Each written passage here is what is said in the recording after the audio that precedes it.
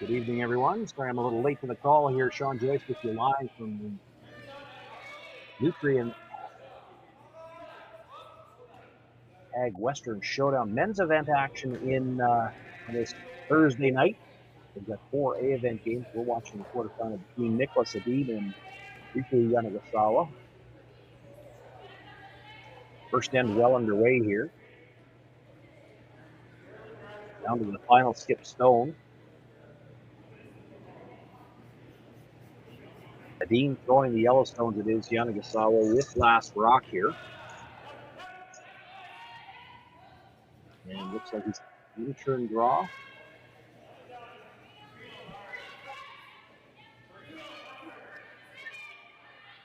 You'll have to come down to that stone that hits a shot rock in the back of the forefoot.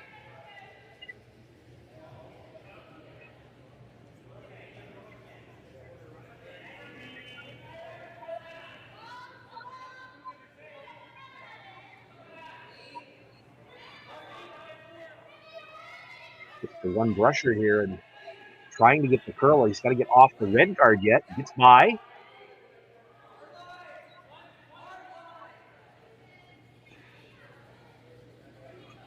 Comes down, sits right on the corner of the Yellowstone. Yanagisawa picking up a single point here in the opening end of play. It'll be Niklas Edin with last rock in the second. Light up your love for curling with our customizable neon LED lights from Letterlands.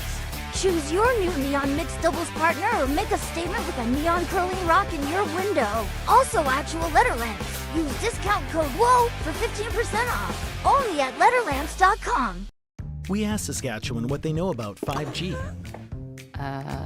More speed, more innovation. It's gonna make our lives a whole heck of a lot easier. This is what 5G looks like.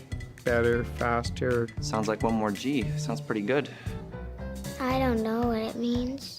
All you really need to know is the future of 5G is here and will continue improving through investments in network technology. Swift Current is great because everybody that we do business with, we know on some sort of personal level. What I love about Swift Current is the vibrant arts and culture community. I really like Swift Current. We are not a big city, but the size of the city is really good and we have everything. Swift Current is a great sports town, great teams and great fans. People say, good morning, hi, how are you, even though we don't know each other.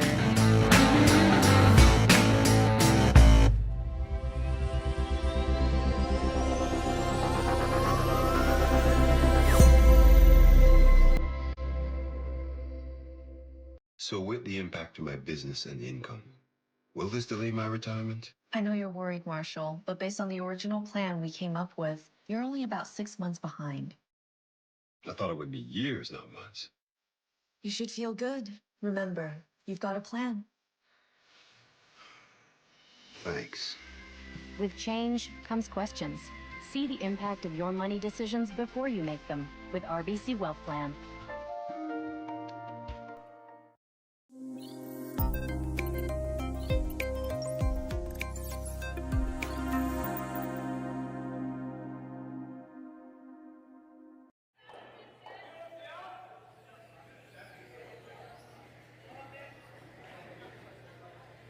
Welcome back. We once again apologize for the technical difficulties, so I was late joining you in this game. I'm sure a number of you were watching late from the start. It's an entertaining first inning. Video in front of me.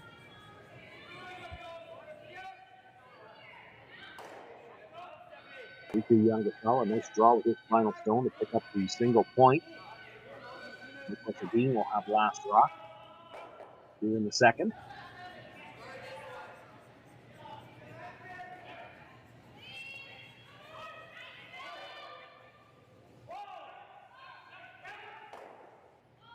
Men's and women's events both running here this weekend in Swift Current. It is the men running a triple knockout, so these are all A semifinals. The 4 games tonight will determine the 4 teams that will play tomorrow afternoon for that first chance to get into the playoffs. 8 teams qualify in the men's field. The women playing 5 pools. And as I understand it, 10 teams make the playoffs there. I don't have the playoff draw in front of me. So 5 draws a day today. tomorrow and Saturday. We'll have all of that action for you on the Saskatchewan Curling Stadium Network. And 3 draws on Sunday, playoffs. I guess with 10 teams in the women's side playoffs, the women will actually start Saturday night. A lot of action.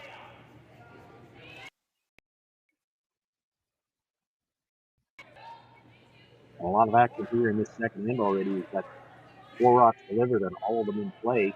One corner guard, you can see the lineup of 3 in the center.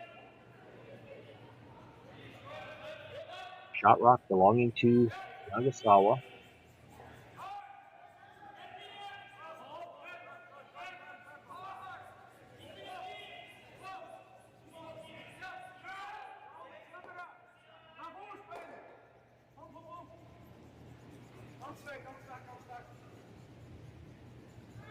Need to come around against it too. I think the discussion there was get the turn.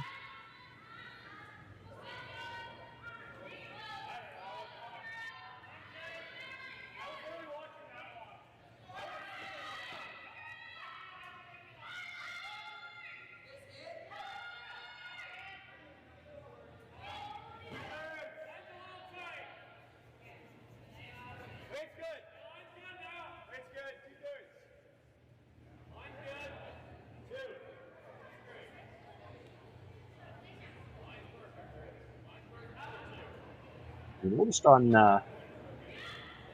Riku's final stone last end that they only had the 1 brusher, so it looks like they're playing short-handed here.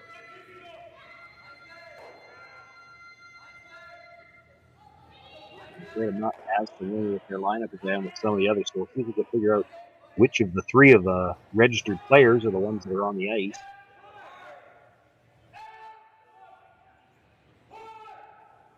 Rasmus Rana looking to make a few of those rocks in the middle go away. Hits the double peel, not able to clip anything out of the rings. Leaves the shooter right there.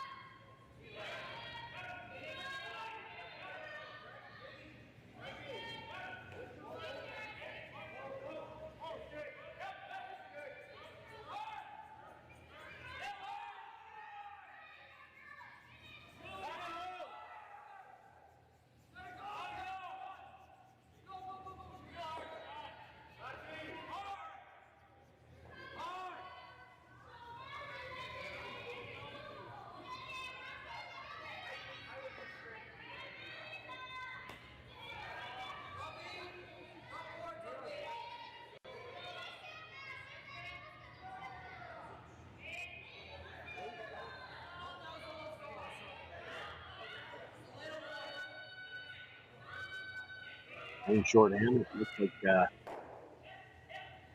Yanagisawa team is choosing to have the thrower jump up and be ready to sweep, so they do have 2.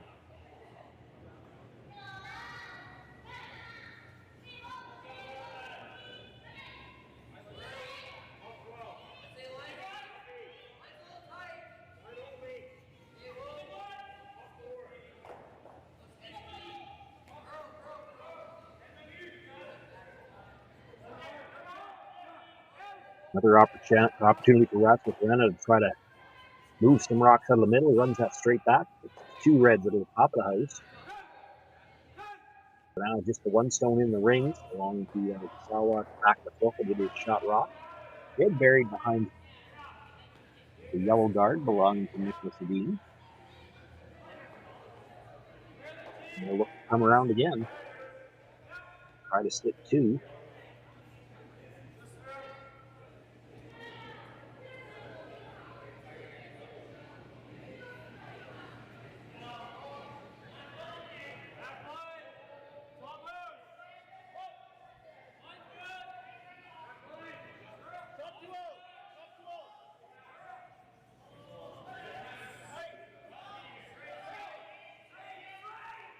Doesn't look like they want to go here, but they had to wait for the curl.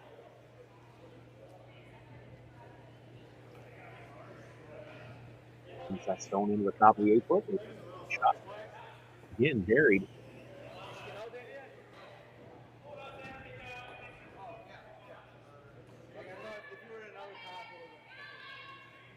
Niklas Edin once again looking for the run back.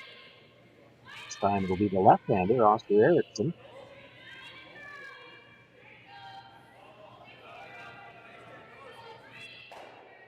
Gets the hit, runs it back, clips the stone out of the top of the apron. This rolls the raised stone out as well.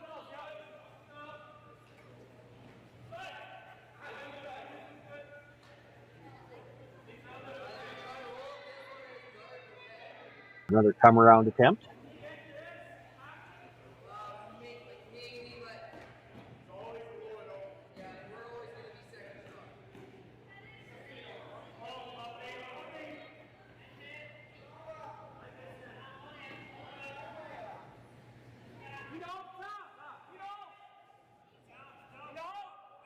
I'm going to brush a little earlier on this one.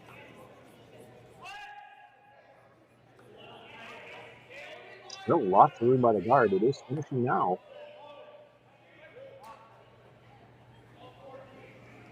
Brings that stone into the top of the forefoot, but this time might have left a piece of it exposed.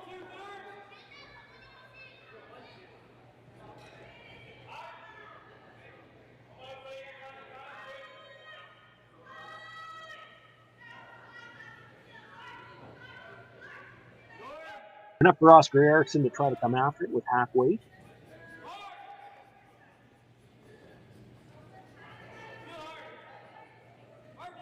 You'd love to get close enough to the nose here to move maybe both of those legs. Don't even have to kill them both, but put them under the forefoot area, give yourself some room. And keep the shooter in the ring somewhere and force Yanagisawa to make a play on it. Lots of room by the guard. Looking for an extra curl now. Does move both red stones. Actually, will get one of them out of the rings. Moves the other out of the forefoot and keeps the shooter in the 8.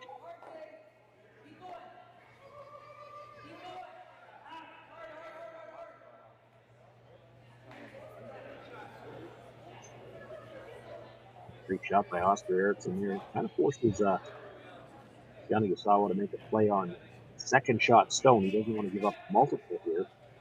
And when he does that,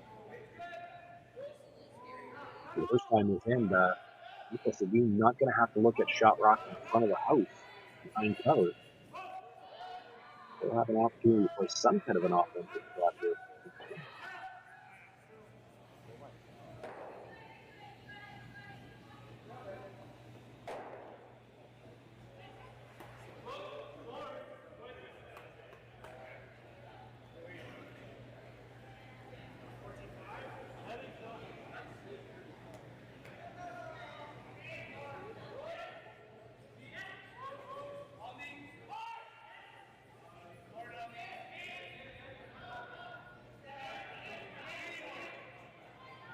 On the brush early now. They've switched sides, trying to get a little bit of curl. They certainly don't want to roll over and group these two stones.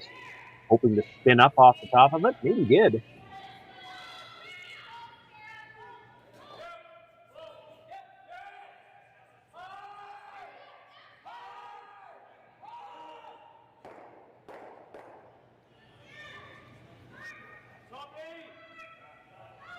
Still with those two stones belonging to Yanagisawa behind the tee line now, an opportunity for Edin to try to draw and perhaps set up the deuce here in the second one.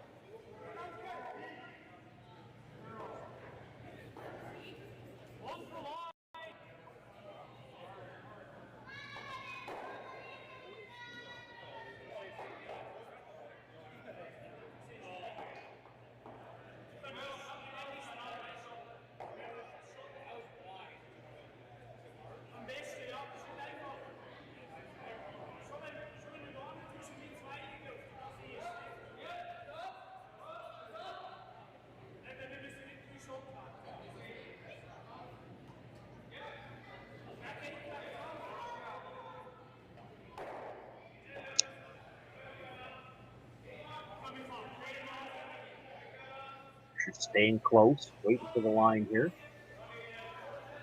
Starting to curl now.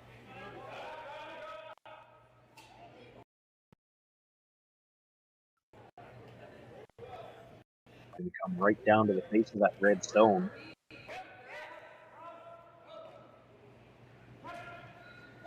The only danger in coming quite that deep is that if Riku can freeze right on top of it again, probably a steal, and although he does have one yell with an angle in. A little dangerous, but it's also Niklas Edin throwing it. We know to make those.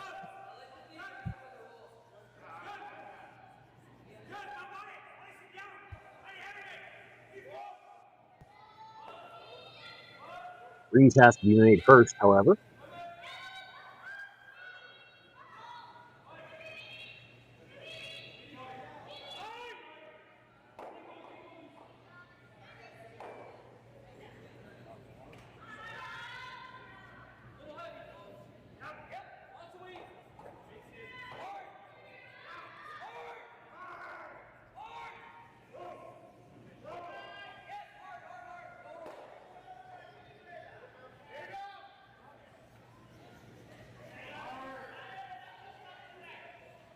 When you've only got 3 players, everybody's a brusher.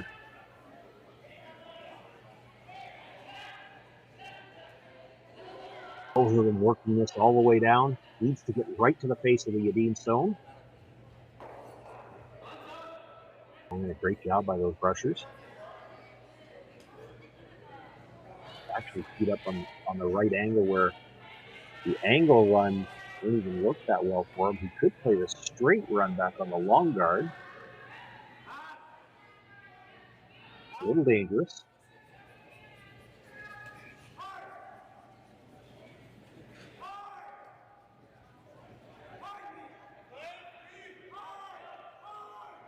So it looks like what they're going to try to do here, and then you can see from the hack-in camera angle, that redstone dead buried. He's going to try to come tight by the guard and just clip the edge of that redstone, move it far enough to get his single point, even if it makes contact with the yellow behind it. That one's not going to get in. It's frozen.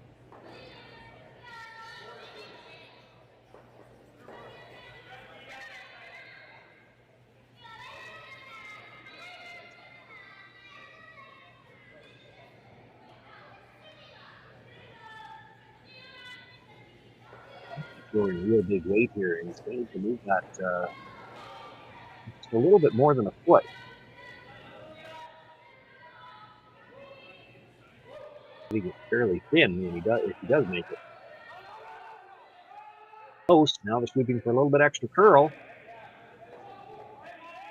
Touches it. I'm not sure if they moved it far enough.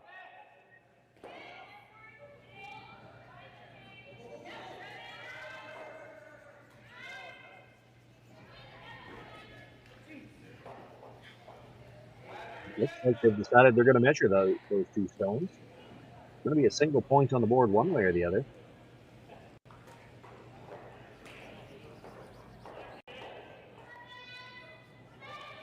Outstanding shot by Niklas Edin. Now it's tough to even make it close.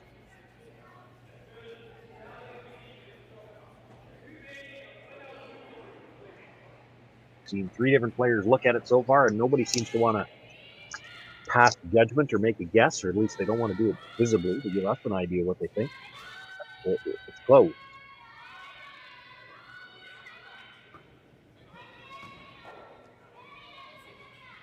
Murphy's Law, if you need to do a measurement on a televised game, the measuring stick's always at the other end.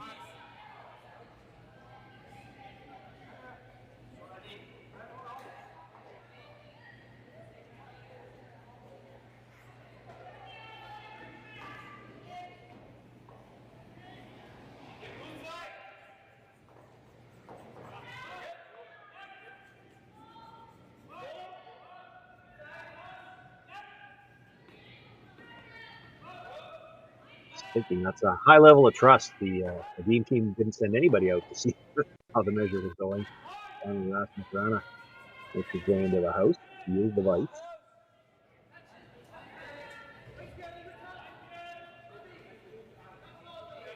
They're not able to get by the Yellowstone at all, so it is the Yellowstone belonging to Niklas Edin. Picks up the single point. We're all tied up. Outstanding final shot from Niklas. Riku Yanagisawa with last rock in the third. Imagine being able to stream every curling game from every sheet from any event, be it your Wednesday league game, bonspiel, or corporate event. Curling Stadium offers an all-inclusive streaming solution featuring high-quality cameras, ease of use, great reliability, and minimal installation. Offering your sponsors customizable ad space on your streamed curling games and being able to sell video packages to your corporate events for increased revenue. With Curling Stadium, you can stream to any device, be it your mobile phone, tablet, or computer. Push the feed to your desired platform, be it Facebook, YouTube, or any other social media. Curling Stadium is simply the way forward. Where it's commonplace in other sports to televise every game, we want to do the same. Curling is a global sport, and it's time it gets the coverage it needs.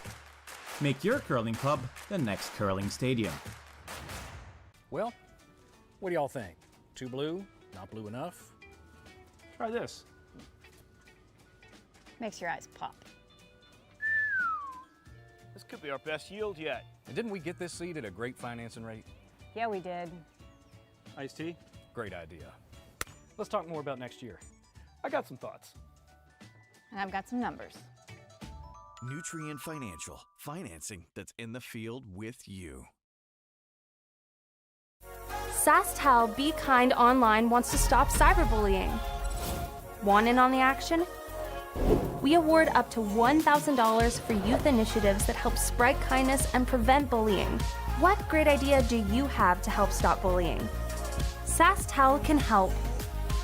Go to BeKindOnline.com and apply for a grant today. Together, we can make a difference.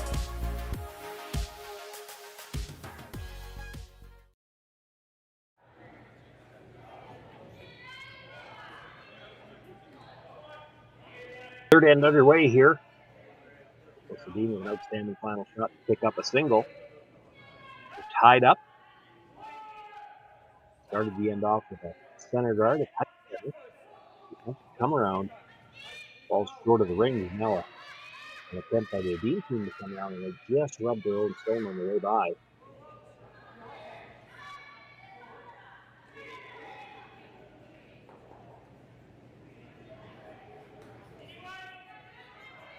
So in the open, there's an opportunity to make a play on it.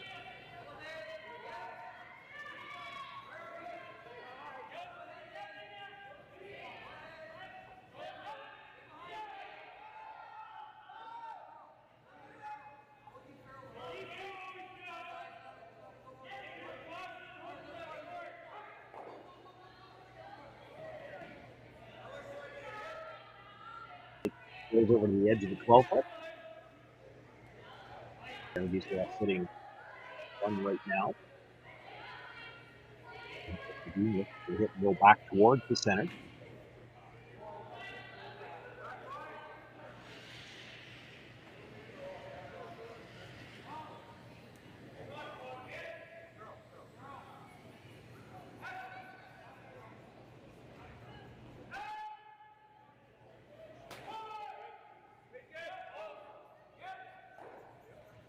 Takes the hit, goes towards center, and knows it can stop at time.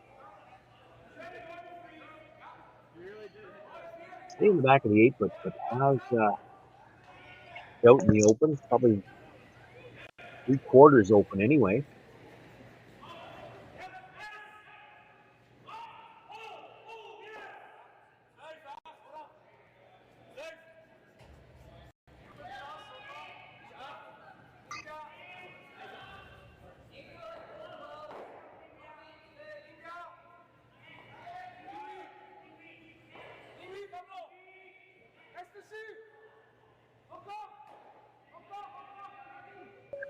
Makes the hit, rolls to the edge of the 12-foot.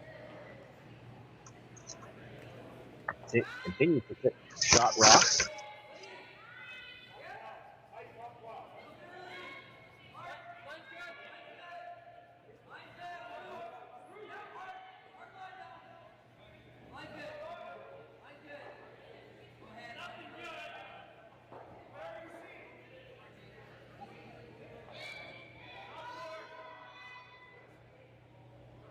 Edin had at least a thought about whether or not there might be something else to play here. I think perhaps where you can hit some rolls this far back in the house, but they might see Yanagisawa will make an offensive play. I don't think he would in the odd end.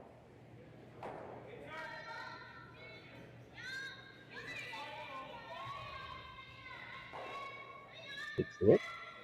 Rolls Rockwood towards center, still out in the open.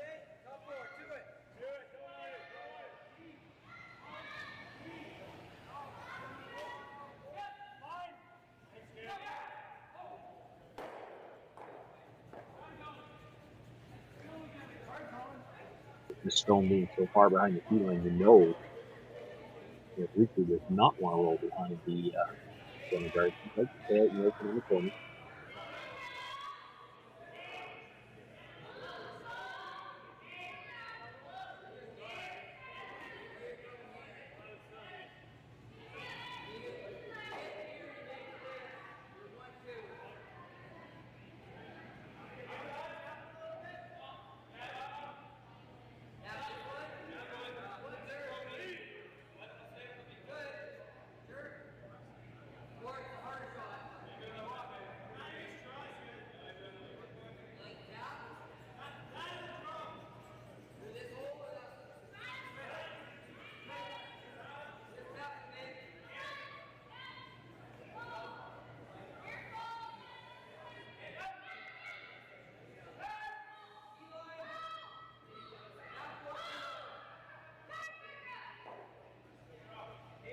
It's a hit again. This time rolls to the back of the forefoot behind cover.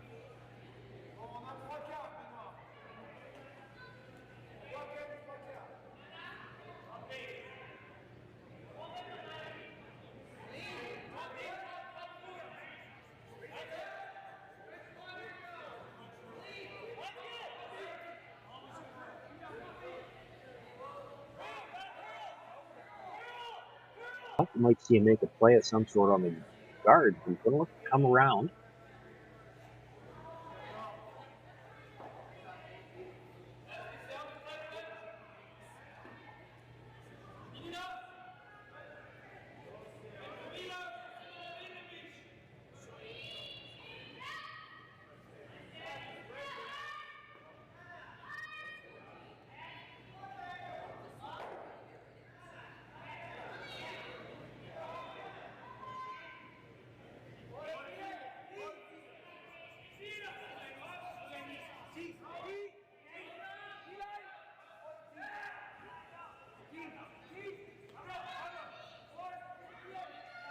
Looks to come around, sits top of the button behind those two guards.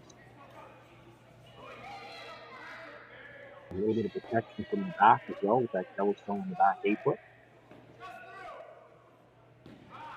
Niklas Edin will call for the freeze on top of that redstone and just try to shrink the ring so we can get a force here.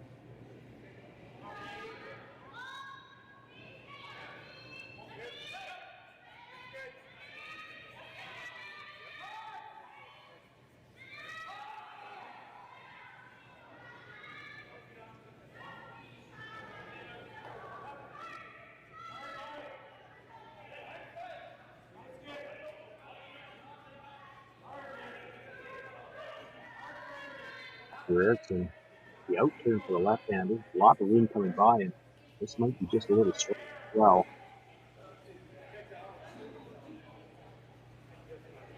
The wing wasn't bad, he's right to the red one, but throws a full Rockwood left and sits right beside it.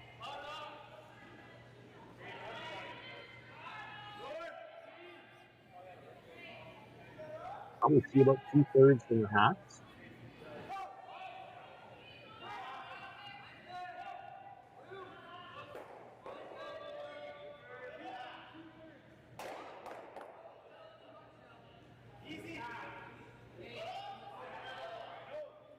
Definitely going to make a play on it, but you're looking away from how do you try to hit it?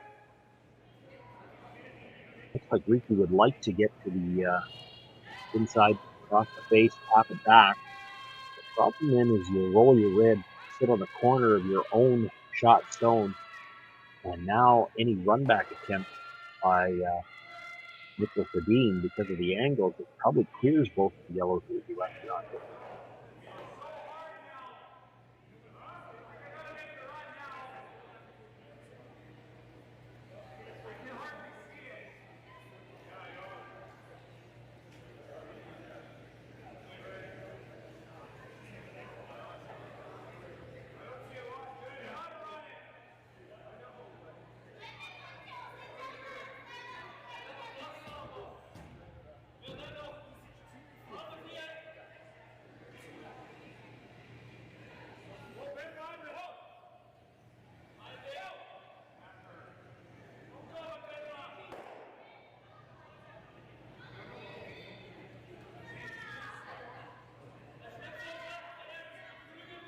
Looks like they might be looking at maybe freezing the pocket. The other option, they may be able to play the double on the yellows and roll to the open. I think they discounted that possibility rather quickly, but I do think I saw them indicate that was one of the options.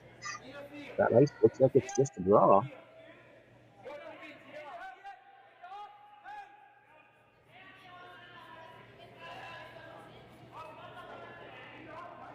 Just a heavy draw, trying to move that yellow to the back of the forefoot.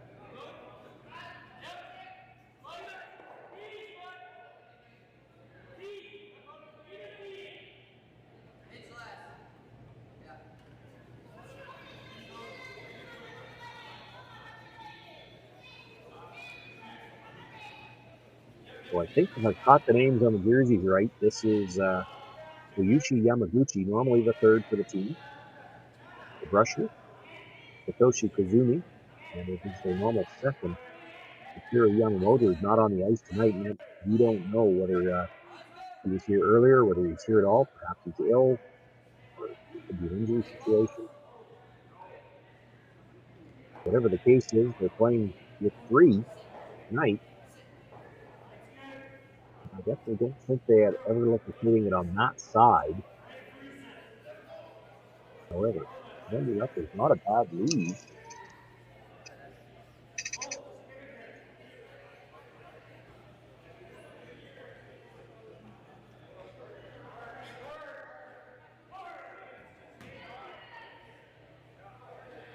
Niklas Edin, a master doubles, and would like to make both reds go away, but it's not without danger to play that now. If you ever hit the first one a little too quick, you could get up on the yellow. It's really thin to make sure you catch the second red.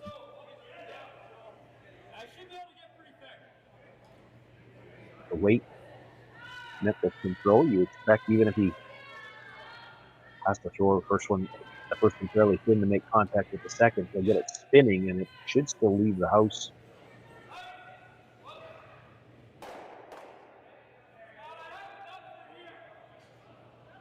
Going to leave one yellow when he does this as well, and the shooter.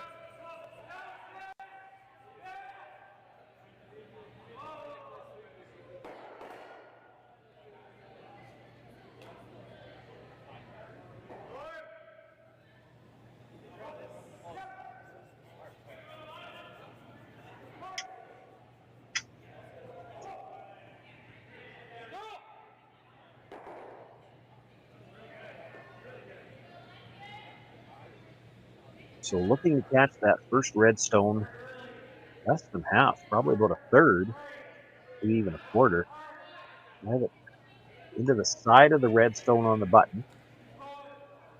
That one will go out easy to leave out the side. Redstone means making contact with. We'll hit that one. Hit the yellow behind it, and then you're hoping it has enough action to spin all the way out the side of the house.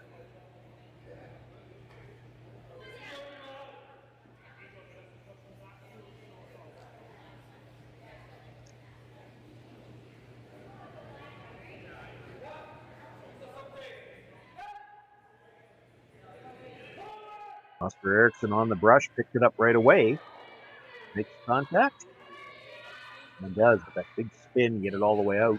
One yellow actually jammed on the other one. Bit of a bad break for Yanagisawa because it does cut the rings down a little bit more.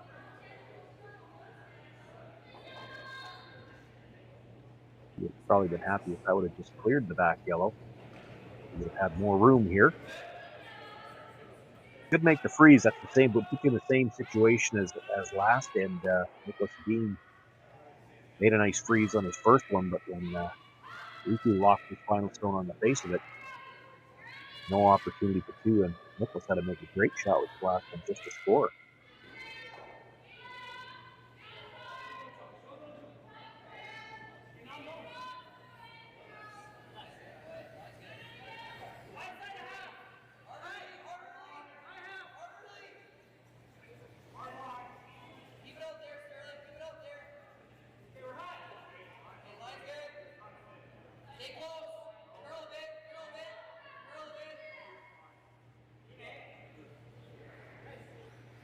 Would love to just dead bury this in the front half the button if it could.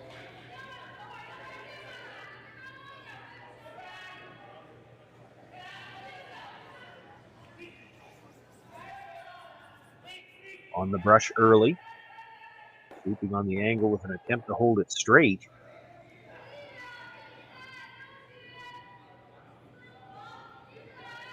Not just needing it to go straight, needed a little bit more weight. That's going to come up well short.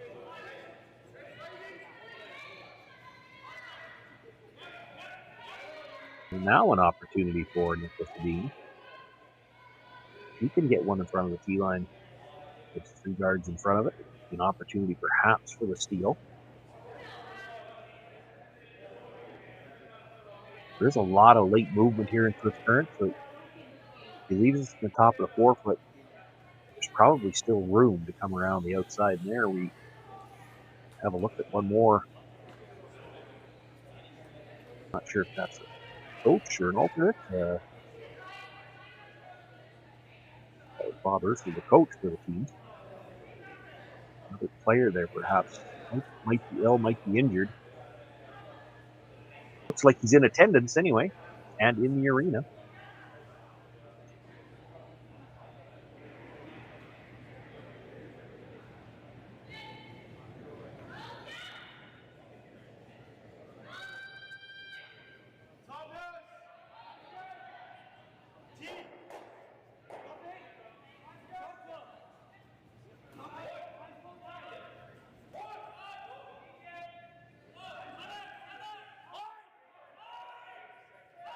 Because the Dean looking for the come around, and they're having to really go to get it by. Not going to get by, and this is short as well. Does make the guard situation at the top quite a bit wider.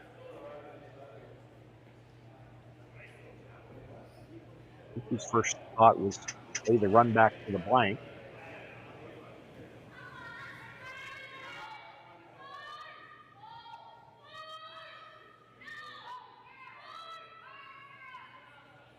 Take a quick look to see whether the red-yellow combination is lined up with that stone.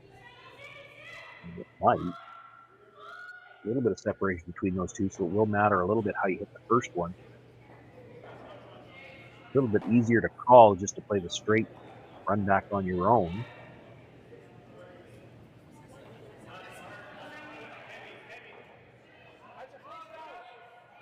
And if you ever happen to hit this one just wrong, make contact with that stone and stick for one, that's still better than a steal. Play the red-yellow combination, you're either giving up a steal or getting the blank. There's no possibility of scoring.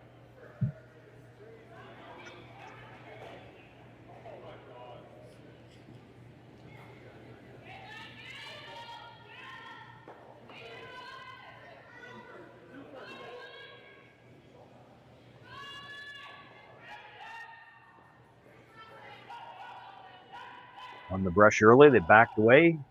Call have come both ways. He's got to be close. And that's what happens when you know you're close. You make contact, but keeps the stone in the rings. It'll be a single point. However, for Yanagisawa, he retakes the lead. It's 2-1. Niklas Edin with last rock in the 4th.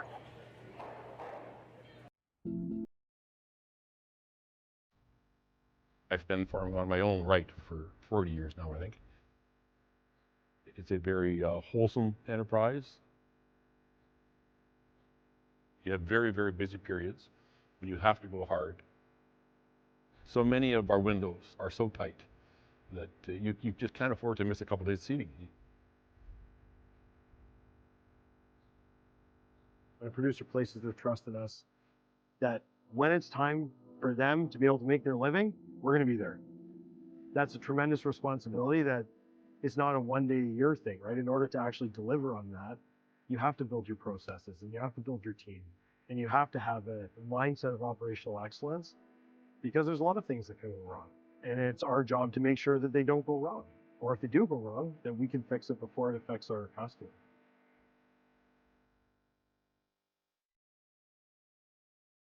So with the impact to my business and income, will this delay my retirement? I know you're worried, Marshall, but based on the original plan we came up with, you're only about 6 months behind. I thought it would be years, not months. You should feel good. Remember, you've got a plan. Thanks. With change comes questions. See the impact of your money decisions before you make them with RBC Wealth Plan. Light up your love for curling with our customizable neon LED lights from Letterlands. Choose your new neon mixed doubles partner or make a statement with a neon curling rock in your window. Also actual Letterlands. Use discount code WHOA for 15% off. Only at Letterlands.com.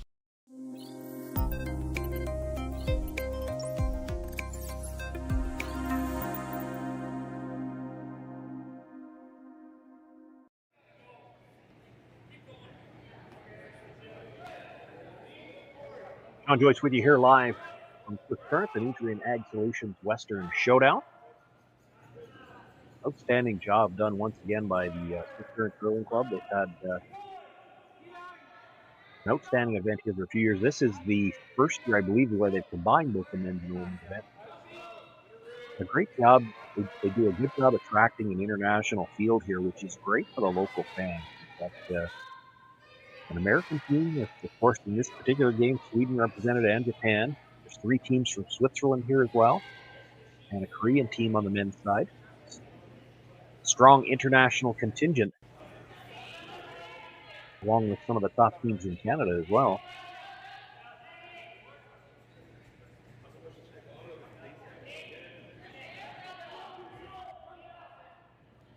Yanagisawa with the 1-point lead as we begin play here in the 4th end. Without last drop, they threw the center guard. Dean throws the corner. Now the come around.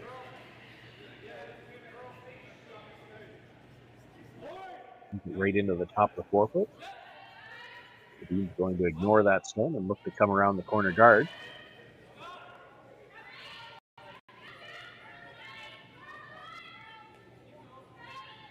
Christopher Sundgren, the lead for the Dean foursome.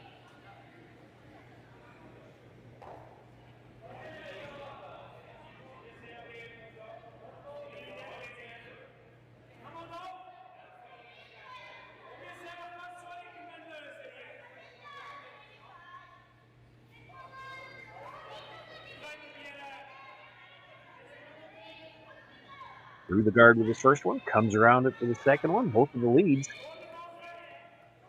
having an excellent game here.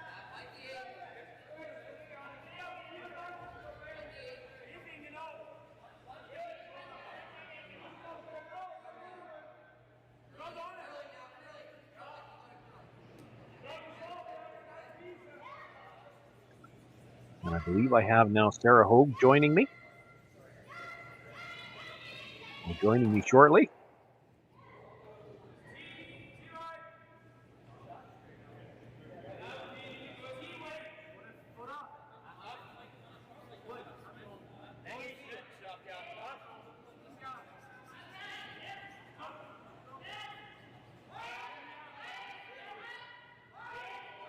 Hitoshi Kazumi looking to make a play on that stone that was just delivered. Has to get by the guard first.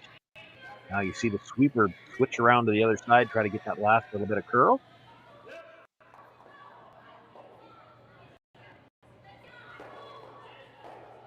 Skipper had to be ready to take that rock out the back. Now Yanagisawa 72. Shot rock, the one that just rolled over, is open. Not sure if we can get enough to the inside to move both reds there. Just looking at coming around with the out turn, and before I say out turn, I have to make sure it's still Rasmus throwing because Austria's left-handed.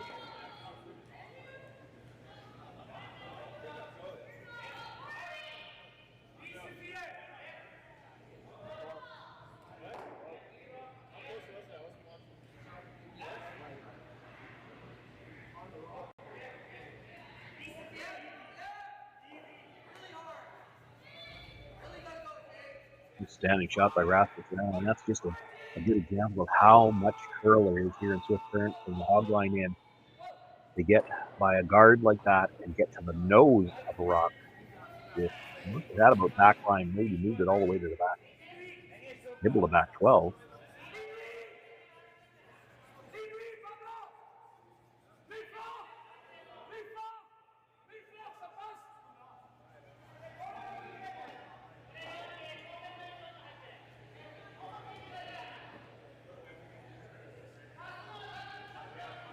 Yanagisawa would like to move it back. Let's have the two red stones that he's going to have to get it between.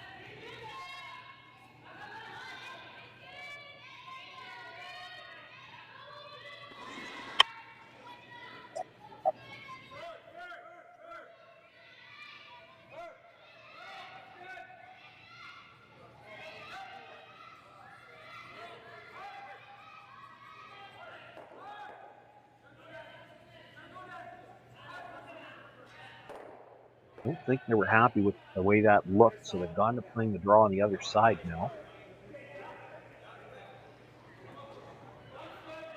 I'm not clear on where they're looking to get this. He could corner freeze the yellow, or he could try to get right in for second shot.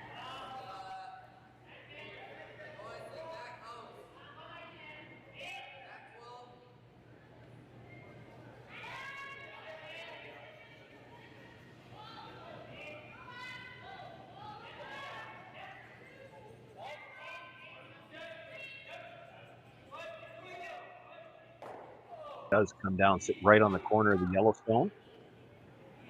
Really nice corner freeze there.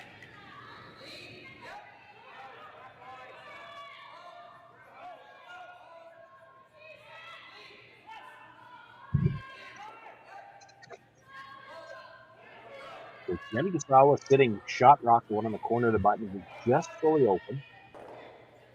He has second shot at the top of the forefoot. Stone corner frozen to his third. Gonna make a play now on shot rock.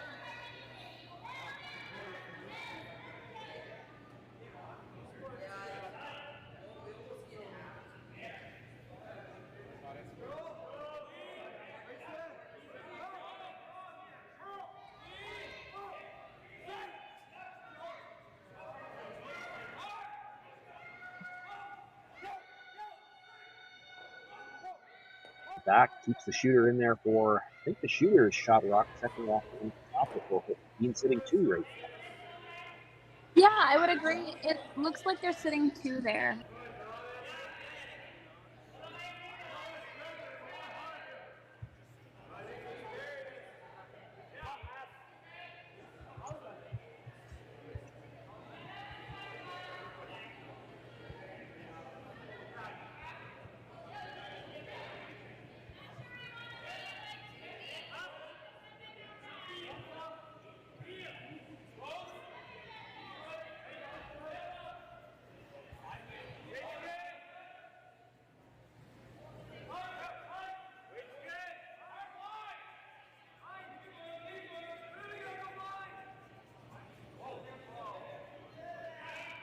Chance for Soyushi Yamaguchi to make a play on what we think is shot stone, try to roll under cover.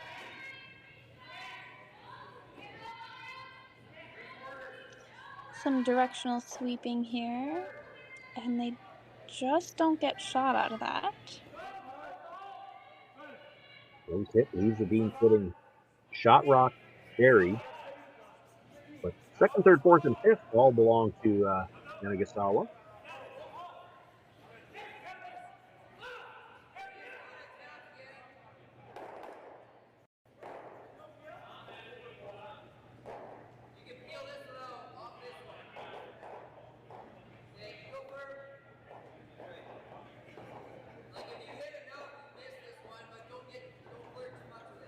Looks like there's going to be a bit of a team discussion here as to how they approach this. You could play the hit and roll in.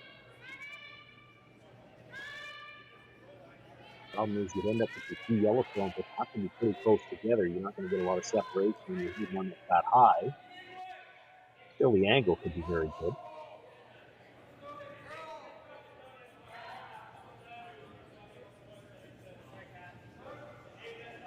Yeah, I think the discussion here is really about where the shooter then needs to end up, or... Well, if they're trying to get one that deep in the forefoot, I don't know if they're playing it as a hit.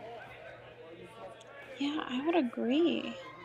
Could be trying to, they might be discussing, kind of the chisel in off that red stone with a heavy draw, try to clip it thin, push it behind the tee line, and roll your shooter a little deeper. And if they're looking at that, I have to think it's just because they want to get some separation between the two yellows. The hit and roll off the red for a team at this level is a pretty easy shot. The problem is you're hitting a rock that high, those two Yellowstones are going to get real close together. Looks like they're just drawing to the back four here with Draw to the back raise one. on that red. Yeah. I mean, that is a pretty safe place to go, considering that those reds will be catchers for you.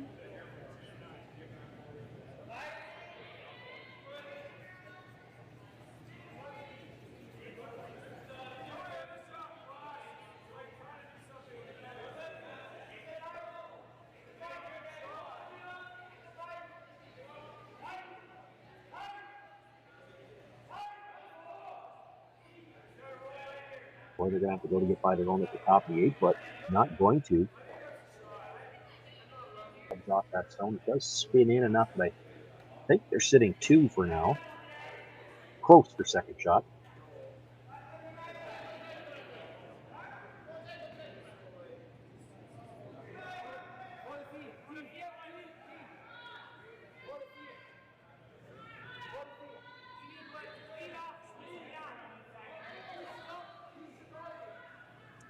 Looks like they're playing to remove both of the yellows here, just kind of like hitting it in between. Their shooter will probably push back a little bit into the 4-foot too.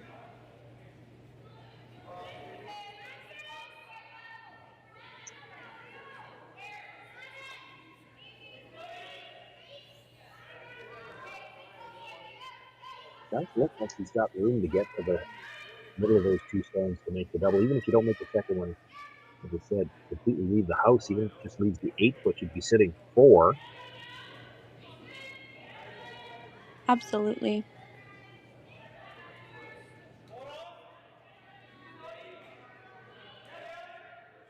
The yellow stone was just delivered is ever so slightly higher in the house than the other stone. So when he comes by here with the big weight, he is going to hit it first. Come across and he'll be on the front edge of the second stone.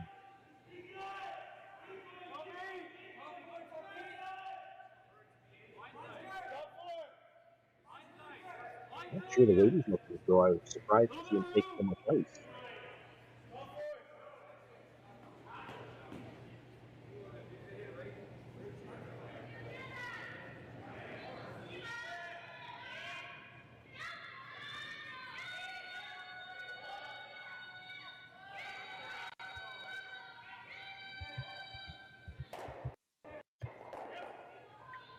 And that's the problem with taking so much ice. Hit the first one fairly thick, comes across and does nudge that second yellow stone, but pushes it further up into the 4-foot. Leaves the red stone top of the 8 staggered. Don't know if he's got anything he can use there. Niklas Edin may have to make a play on that red stone in the 8-foot roll across to get that sitting 2 now. He's looking at nudging his own stone, maybe trying to separate them that way.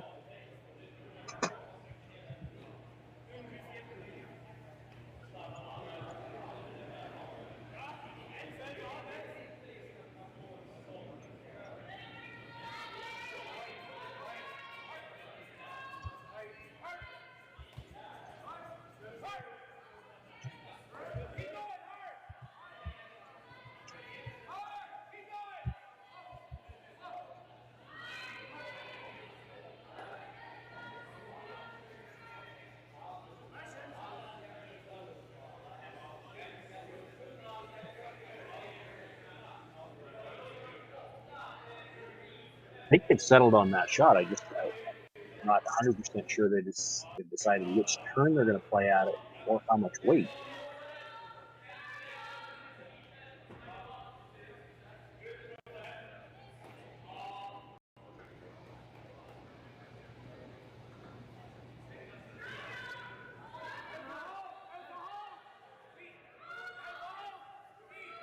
Just taking one last look at the line. It's really flat to get to the front edge of that second yellow stone. That's what he's hoping to do. To the front edge of the yellow stone, nudge it back a little bit, spin up with the shooter, so you'll keep good separation on the two yellows.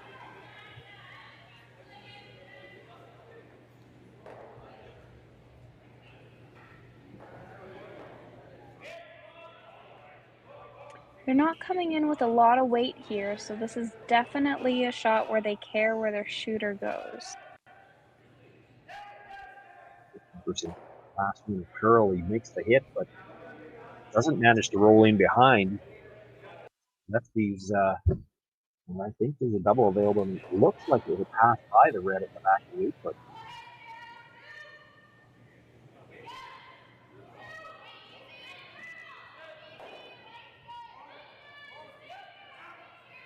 It's critical to get a little bit more roll there just so they don't leave any kind of opportunity. This is a glorious opportunity for Yanagisawa. Make the double. You make the double, hit right on the nose, make the double. You'd be sitting 5, and no real good way into the 4-foot for Niklas. You might have to try that wide out turn again. It frees to the one at the back of the 4 just to try to salvage a single here.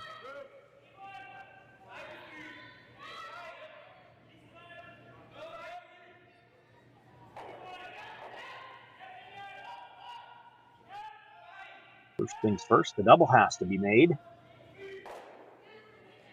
It is. Now, we did roll just a little bit to the outside. That might leave a bit of an opening for Niklas Edin to try to come through it again. There's a possibility he could chisel off that stone. He's looking at the out turn draw again. He's made this a couple of times.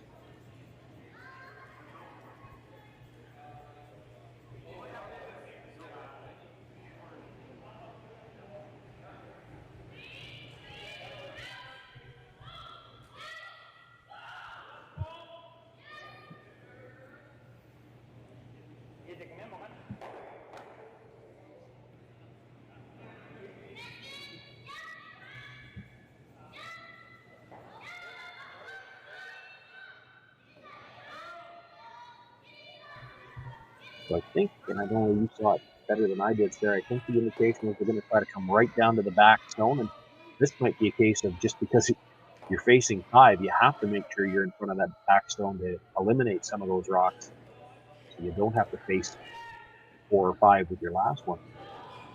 I completely agree. I think that it's really, really important here that you make sure, no matter what, this stone is really close to those back ones. As much as you'd love to be in front of the tee line, anything in front of the tee line is probably able to be removed. This has got a lot of room coming by. Needed to be tight to that stone at the top of the 8-foot if he was going to get the line for that back one. Got a nice draw weight, but just stayed out there and slide to the back. I think it's Yanagisawa still sitting 3, it looks like.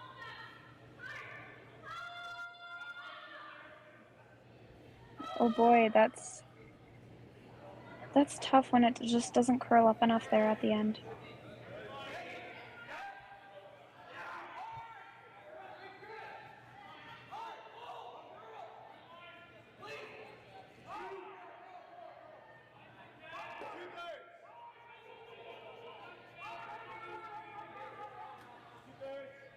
Definitely going to draw here. I'm not 100% sure where they were looking to place this. I would tend to think they want to put it right beside their other stone, top of the 8-foot, take away the entire 4-foot path, although Niklas is always going to have that in fork on the other side.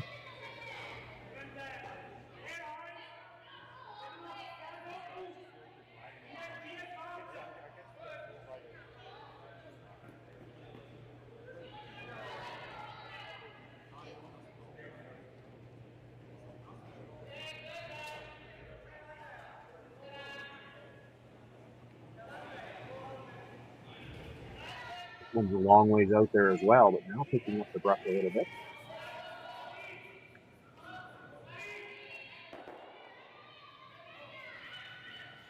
Waiting for the line now, trying to help it curl over a little bit.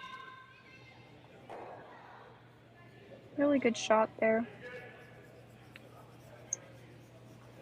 Didn't quite get to the inside edge of his own, but where it stopped, I don't think Niklas could hit it on the nose and be shot. It would be real tough to get to the inside of that stone and move it.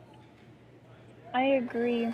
I think you're going to have to throw, down weight at it if you want any sort of inside roll, or you're going to have to look at the other side. Yeah, I think he's likely got to come at the other side. The question is, do you play it as a draw or as a hit? Exactly. I mean, at this point, there's a lot of red in there.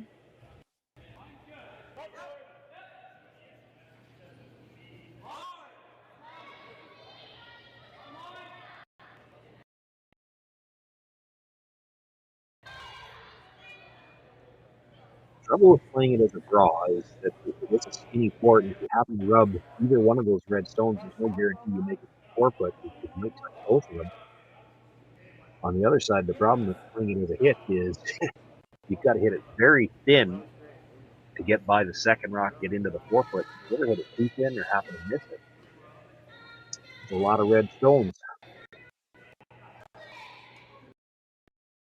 Looks like they're playing it as a draw. Port's definitely there. It's a tough shot on ice like this where there's such big late movement. To make that port as it is, he's going to have to be close to the yellow corner guard. Yeah, I think this is where they really bring their sweepers into play too, just to hold it off as long as they can, make it curl if they need to make it curl. Ice allowing, obviously.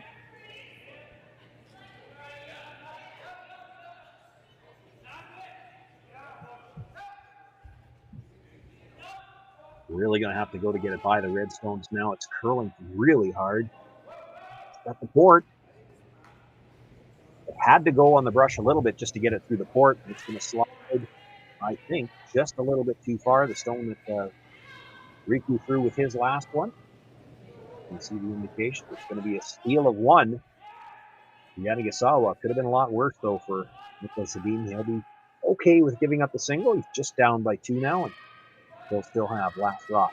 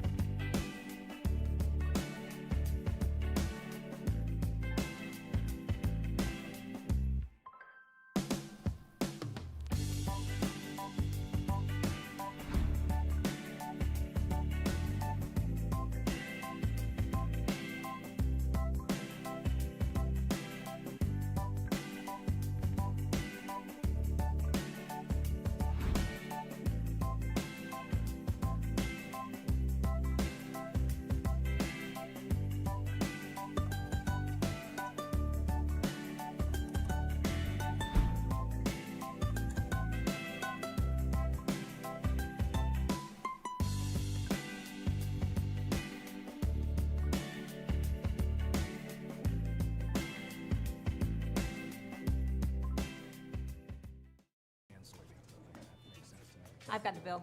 Well, now I've got the tip. Standard tip increased 2% this year. That's why I keep you around. So, corn's looking great. Well, our crop plan is working. And we locked in that input financing at the perfect time. Well, what do y'all think? Too blue? Not blue enough? Try this. Makes your eyes pop.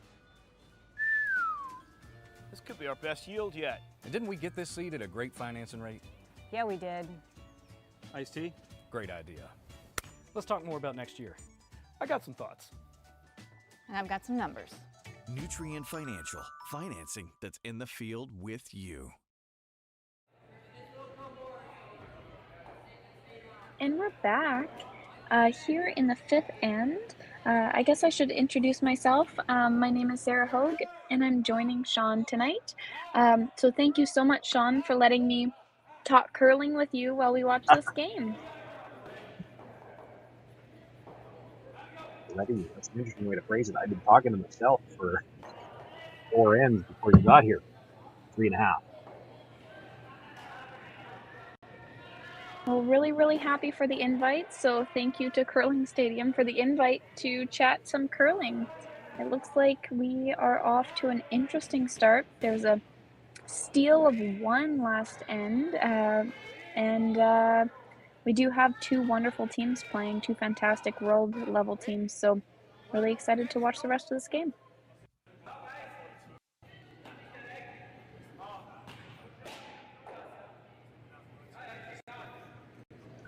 Well, with a 2-point lead here as we begin playing the fifth.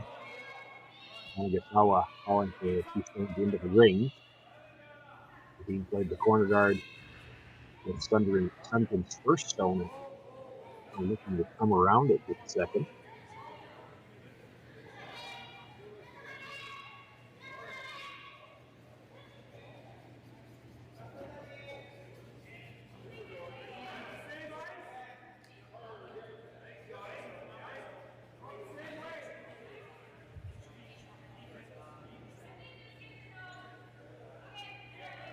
Left a piece of that rock exposed, so chance for Satoshi Kazumi to make a play on it.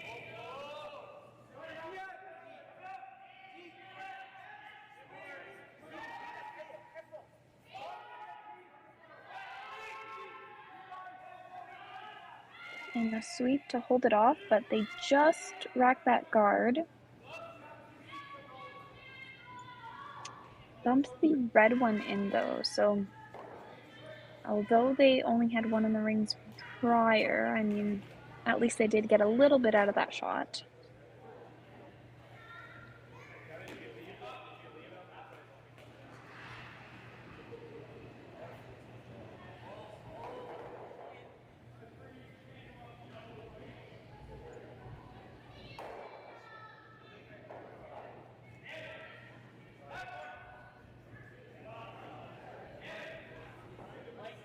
Rasmus Rana looking to make a play on shot stone. Played a hit and roll to the corner, I believe.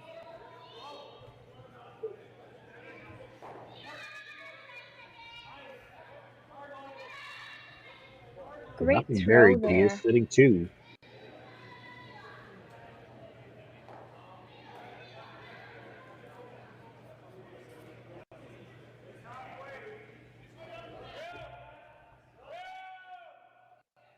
All right, so we're looking at like a little hit and roll here. Now, Sean, would you roll right behind yours, or would you try to over-roll a little bit, knowing, of course, that Edin's just so good at their precision hits? Well, that's just it, though. With a 2-point lead, if you can make Edin play run backs, you're fine with that, especially when it's your own rock that you'd be running back. So I think you try to roll behind your own, but you definitely can't underroll. If you overroll on this, even if you're into the open, Niklas Edin makes a play on it, you might get a double on the yellows later on. He's not really worried about scoring, stealing. He really doesn't even have to worry about a forced right now. He just doesn't want to give up the chance to 2. Exactly. Yeah, no, I fully agree with you there. It was a great shot made, and now we'll see Edin go for the draw here.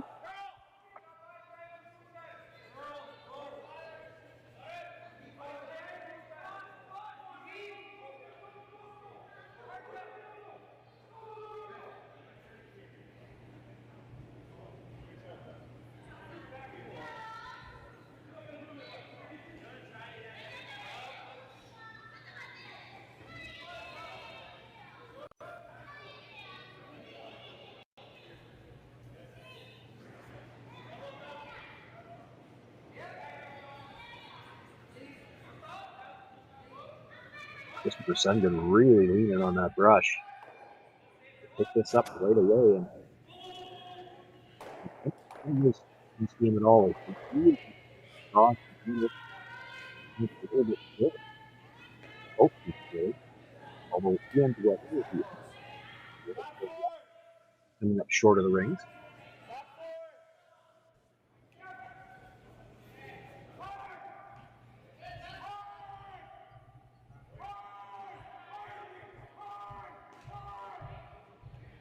Chance for Yanagisawa now to make a play on that Yellowstone. His second shot. It's the only Yellowstone in the rings. Let's see just a little bit more than half of it. Yeah, and we've seen them play a couple of those like soft weight hits so far this game, making them really well. I mean, it's tough curling with 3, but when your athletes like at this level, it's very easy to sweep or directionally sweep and keep that momentum going even with 3 players.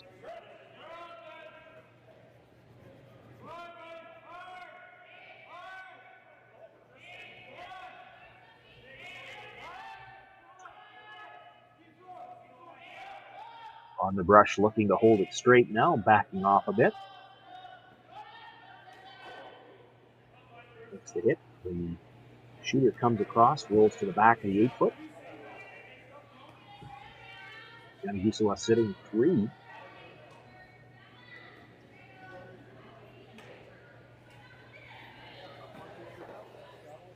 We're going to see this draw again. It looks like they're taking a couple inches more ice here. So we'll see what happens.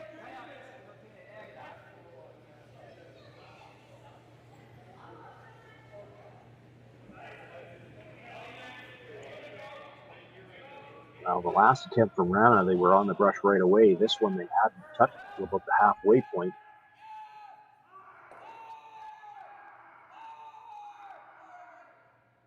They end up rubbing the guard coming by. Does get into the 12-foot. Weight would have been close. Absolutely, it would have been close. The way they backed away from it at the start, you would have thought it was really heavy, and it doesn't look like it was that bad.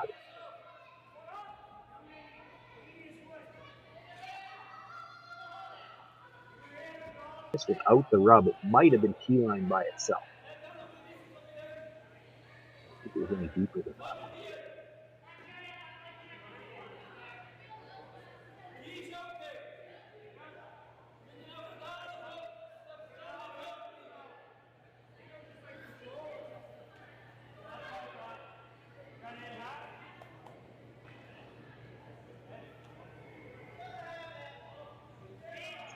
Of course, the other problem for Niklas Edin, and we've talked about it already, how good they are at the runbacks with that little rub on the guard. They've now overlapped the 2 stones at the front, so he can't play any kind of run back on his own yellow. You're absolutely right. And now with this little hit and roll, I mean, those reds are really undercover. It's going to take a lot to get out of this end. You can see about half a rock on the shot stone. He's looking at the outturn draw again. I think he needs to make a play on the shot stone just to open up a path to get into the button area with his next one.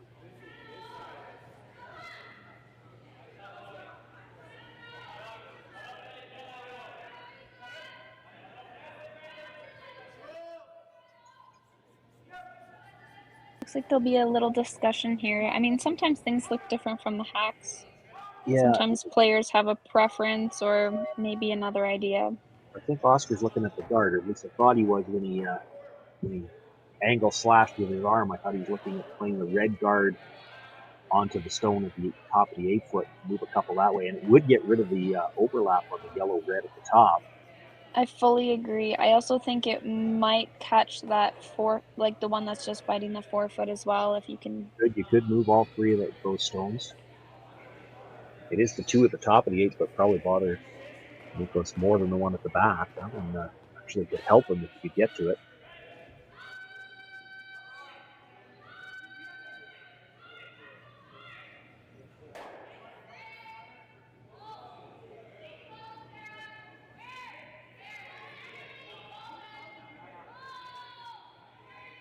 But Niklas appears to be looking at now. That was the shot I saw first. If you could come down, make a play on shot stone, put it at least behind the tee line, your shooter's going to roll out and be open to the edge of the 8-foot. But Yanagisawa is likely going to make a play on that stone, and that should leave you a draw into the button area behind cover.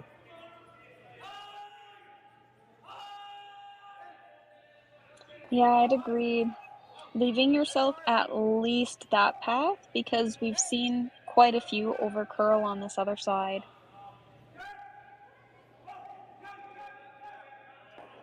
Going for the draw again. the, well, it's going to say out-turn draw, but it's Oscar Erickson. You got to check yourself. It's an in-turn draw for Oscar. But they have preferred this turn for the draw as going both directions, so they do seem to have that preference. Of course, we know we're into the 6th draw here in the event. We've seen lots of movement from the hog line in. It really doesn't need to be too tight to anything at the top of the rings to get buried.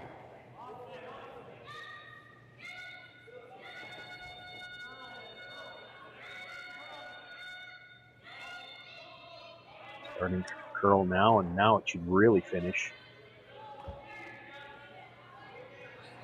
Not too much panic on this one as there were in the other few draws that we saw coming down this way, which is great.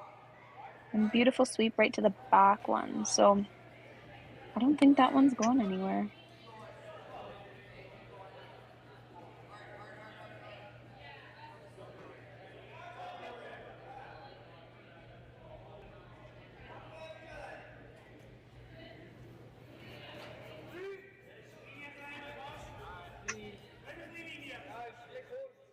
First indication from Yanagisawa was just to come down and sit on top of it.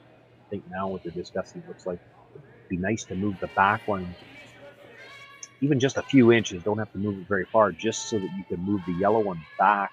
You have to play it again. If you just freeze the face, that yellow stone that would be in the middle is never going anywhere.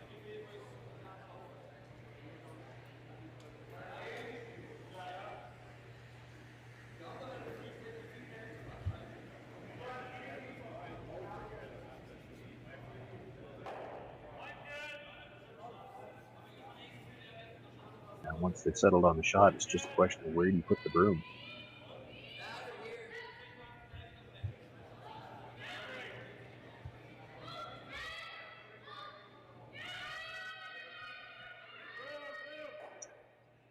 I've had this come up a couple of times already in the event.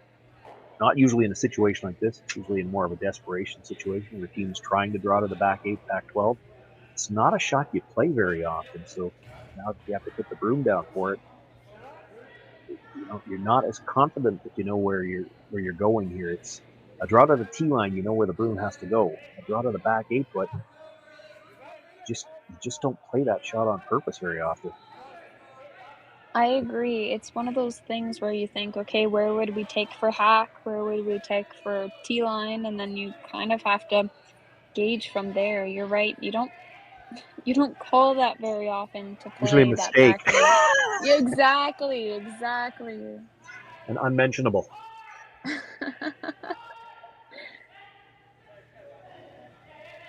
Not sure he took enough ice here. This is really moving over towards the guard.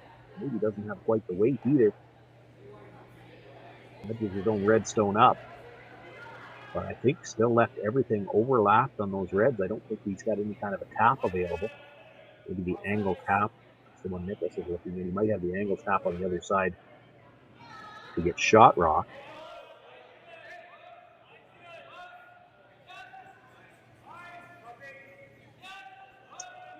I don't think Niklas could just throw a straight guard here. I don't think so either, because we do have this other path that's so open. And then it's not the other path I'd be worried about. It's the coming off of his own at the edge of the 12 foot to sit 5. Absolutely. Too many red ones in the rings to be throwing another guard. But now, how do you get in?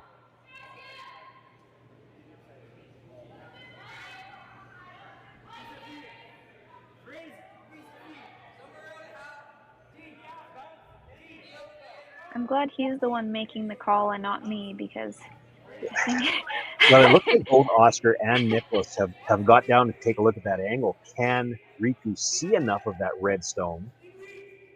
When he drives it back towards the yellow, it has to stay on the inside of the yellow. If it doesn't, you're not making that yellow go away.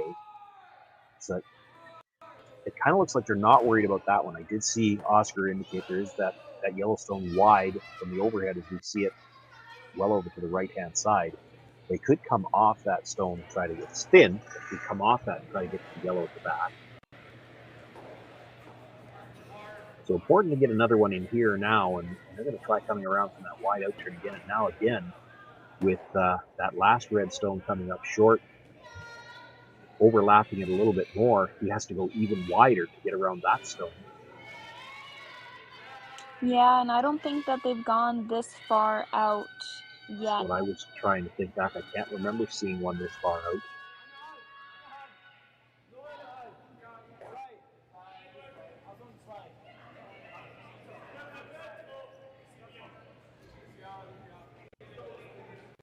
Brooms down. I mean, they haven't gone this far out, so it might run a little bit different. Yeah, I had a chance to see this, not in this game, but a couple games earlier when they had to go really wide. Hadn't been there all game. They found it was a little bit heavier as well.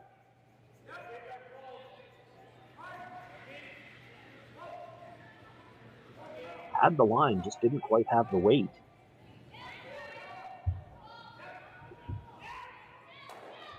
And it's hard to tell from this camera angle whether he got that yellow deep enough. I don't know if he could even tap it up. It looks like it's almost touching the side of that other red stone if it is. That's what I'm thinking. I mean, it looks like there's a little bit of air between the two, but if you touch it... Yeah, if you touch it, it's not coming back straight enough to get into the forefoot. Exactly.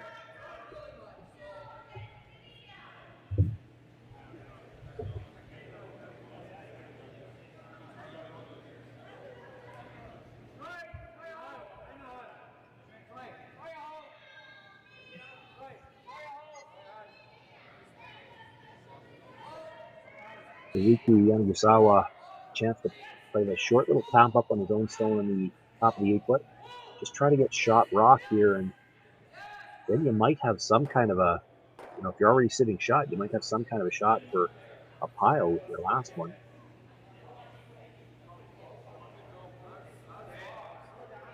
Well, I think this might be his last one, or am I miscounting here?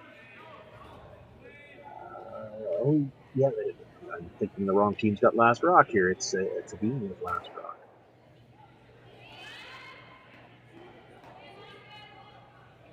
Just trying to tap this up and attempt to steal. And they don't have to tap it very far either. It's almost like a just back tee type weight to tap it for shot.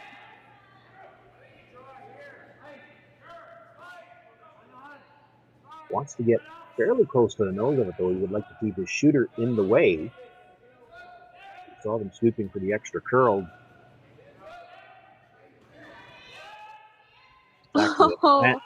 Plan B way to go about it. He hit it thin enough that he actually gets his shooter behind it.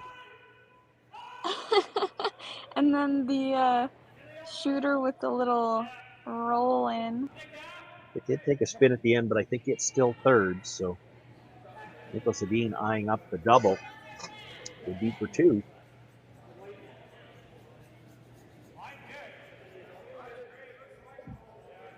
Looking at how that red one reacts on the yellow.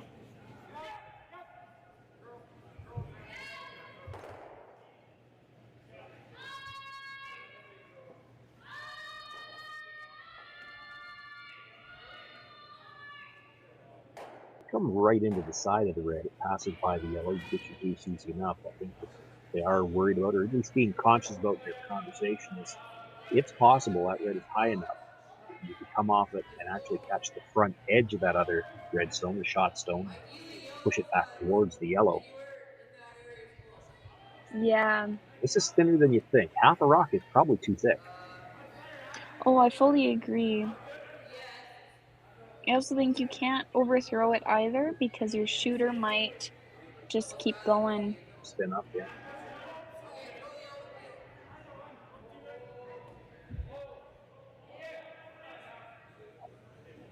Out of the brush early and then looking for some curl, looking to hit about a third here.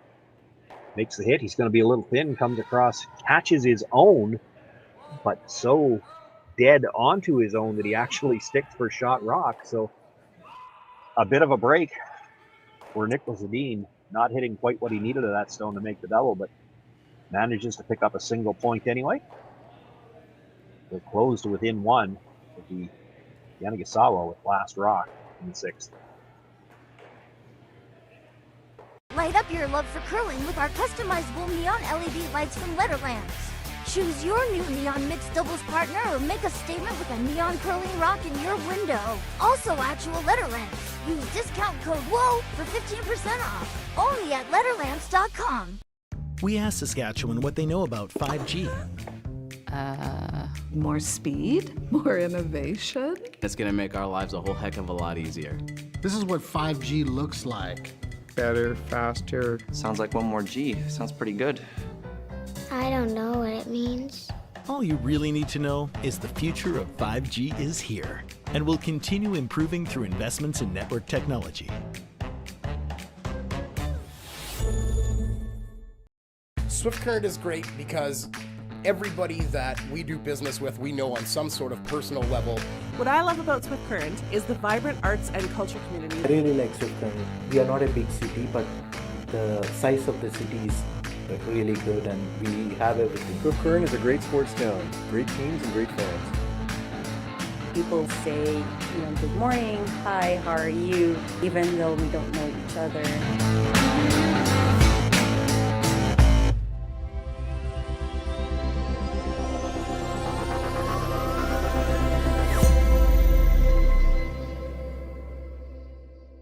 So with the impact to my business and income, will this delay my retirement? I know you're worried, Marshall, but based on the original plan we came up with, you're only about 6 months behind. I thought it would be years, not months. You should feel good. Remember, you've got a plan. Thanks. With change comes questions. See the impact of your money decisions before you make them with RBC Wealth Plan.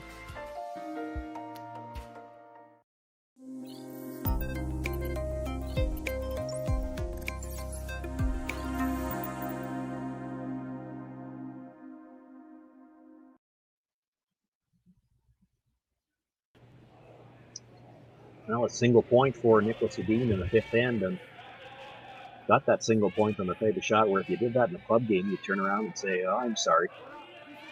Your opposition would say, oh, that's all right, just don't let it happen again.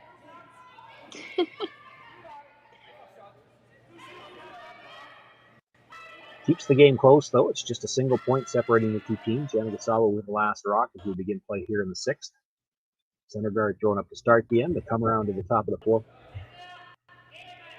Christopher Sundgren trying to follow that red stone down. That's the stone you saw just come to rest on the top of the eighth.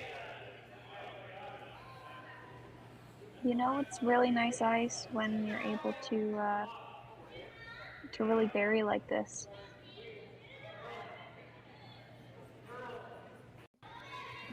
After that last shot of Niklas Edin, in all seriousness, that's the kind of shot where it's in his wheelhouse so much that you'd almost expect him to make it. But this is still just their second game of the event, and they probably haven't seen a lot of outside or inside-out hits out that wide in the ice, and it just didn't curl as much as they expected it to. He might miss it on Thursday. I wouldn't expect him to miss it on Sunday.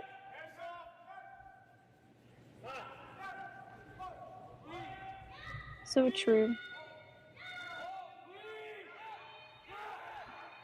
Alright, and this one will go just behind the T line, which is totally fine with them. If it was any higher, it might spell trouble with potential for a double, so we definitely wanted it a little bit deeper than theirs on the 4-foot.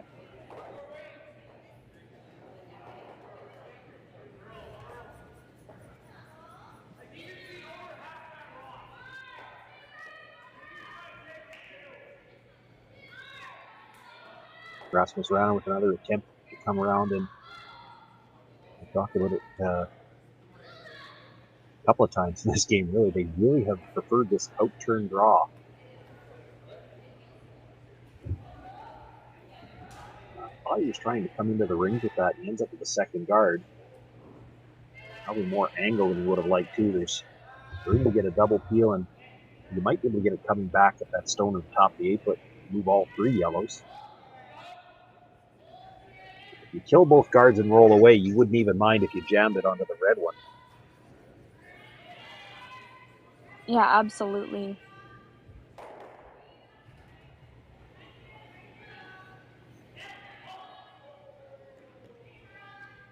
Now, I don't know how excited as the lead gets. Satoshi Kazumi probably doesn't normally get to throw that hard. But playing shorthanded, he gets to throw the third stone at the end as well. In this case, it's the sixth one, or he gets to peel a guard. Makes the double peel. And makes it really well. Now Edin's in a difficult spot here.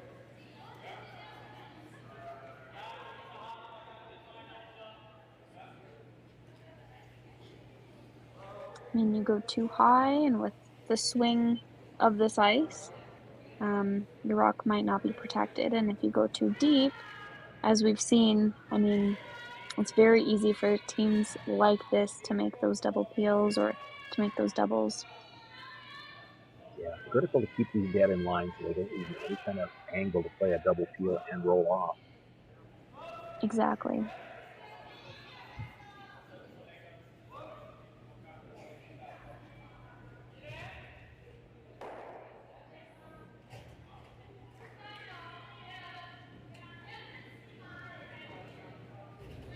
Lead and the hammer and shot rock for now.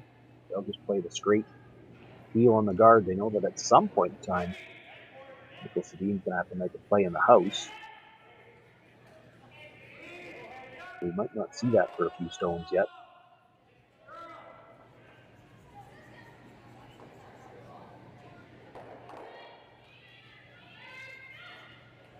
Had a chance to see something like this in the game I was doing earlier today. It was a women's game where they perhaps make the move a little bit sooner. And I don't know, Sarah, whether you would say that's a fair comment to say that the men might wait a shot or two later to make their move in the house because they know they can move a little bit more granite with one rock.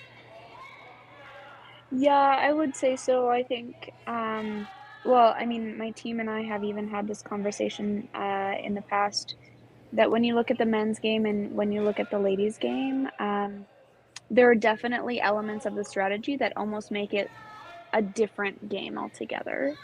I feel like the women's teams might play certain things earlier, just knowing their strengths, and certain men's teams might wait on some things because of their strengths. It's really, really interesting.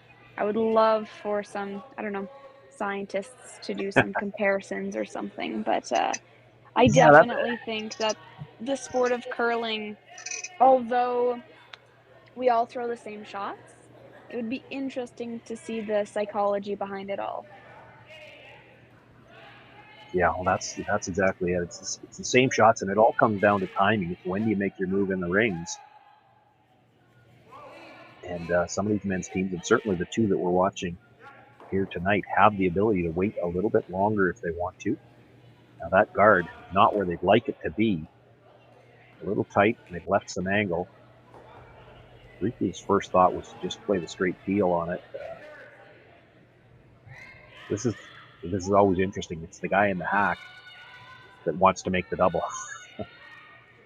Oh, absolutely. Looking down, I can make that, Skipper. I can make that. Skipper's looking at it thinking, yeah, you could, but you could also jam it.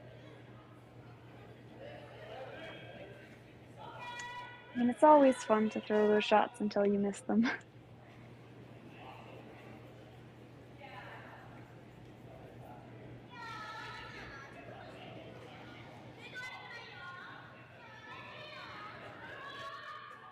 It's there. It's tough. What he's looking at to try to make the double is to take the stone that was just delivered across the face of the stone at the top of the 8-foot, and it's got to be quite a bit across the face because he's got to chip that yellow by the red in the 4-foot. But again, the way these guys can throw that, the shot's definitely there to be made. Problem is there's a chance of jamming. There's really two jam possibilities. You can jam the first yellow onto the second lead of the rings, or you could jam the second yellow into the red in the 4-foot.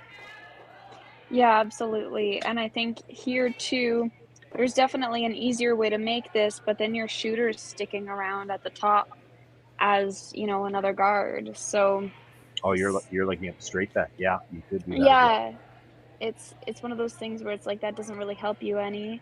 So you are having to go Well, with if you ever hit a sliver off the nose, you miss the second one and leave a guard.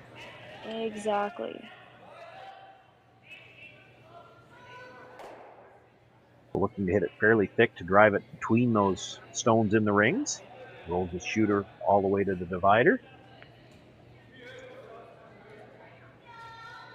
And that's totally fine too. Now Edin's going to have to make a decision as to what he wants to do. Looks like he's playing in the house. Thought he might throw one more guard. I thought so too. But yet again, I'm more of a club curler, and he's a multiple-time Olympian, so I'm going to let him make those decisions, and I'll just support it. You see him looking over his shoulder too, so part of what he's considering, if we make the tap up to the angle freeze, they can't get rid of the yellow because it's going to go into that red. That's still, you don't necessarily have to play it on this one. It does look like they've opted for the guard.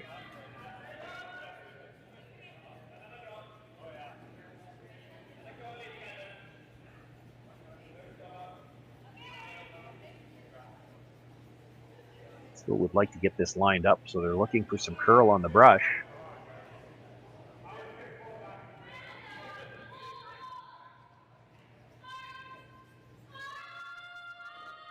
Lined up a little better this time, so no thought of the double. Be a straight peel. Absolutely. And even though they could see some of the rock in the house, that's not the problem rock for them. It's definitely the guard, because that's something that Edin could use later. In my opinion.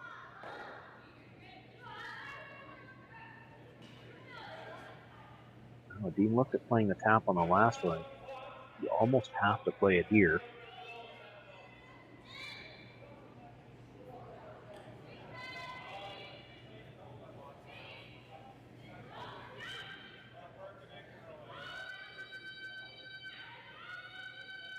But his first indication was looking to roll. He might not be looking at playing this as a tap. He's looking to play this as a hit. So yellow on to red. He wants to hit it a little on the broom side, so his shooter will roll to the left as we're looking at it. The raised stone will roll to the right. He'll get them separated that way. I'm looking to force here.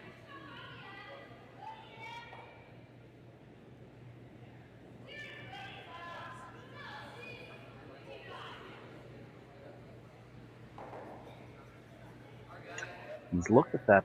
He's looked over his shoulder several times at that red stone at the edge of the 12th a few times. I thought maybe he was looking at the tap to the corner freeze with the thought that he wouldn't be able to kill the yellow one now. He might be looking at that red one as a catcher when he plays this run back.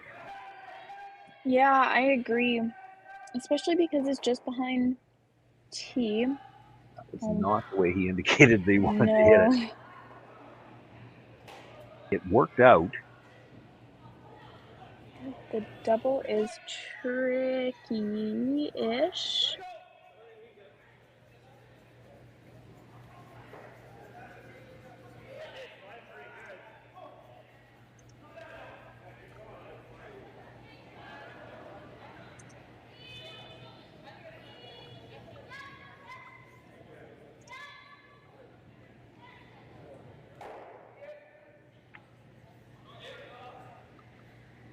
The nice thing for Yanagisawa here is that all the peels they've thrown this end have been in this path, so he knows what it's going to do.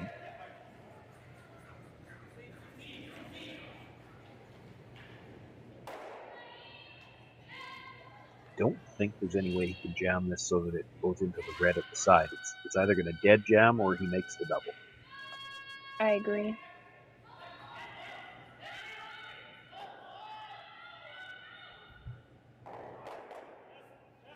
Jam's fairly solid.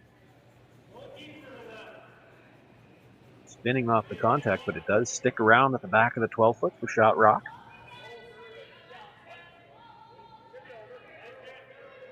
Now for where do you put this stone to try to get the force? You have to avoid leaving any kind of double. It originally looked like he wanted to just split the rings, but now there's a discussion with the red one. Rasmus looking at hitting the red just to make sure we can't give up two. The And problem that's is a fair point. real hard to separate your own two stones when you hit that red stone. Yeah.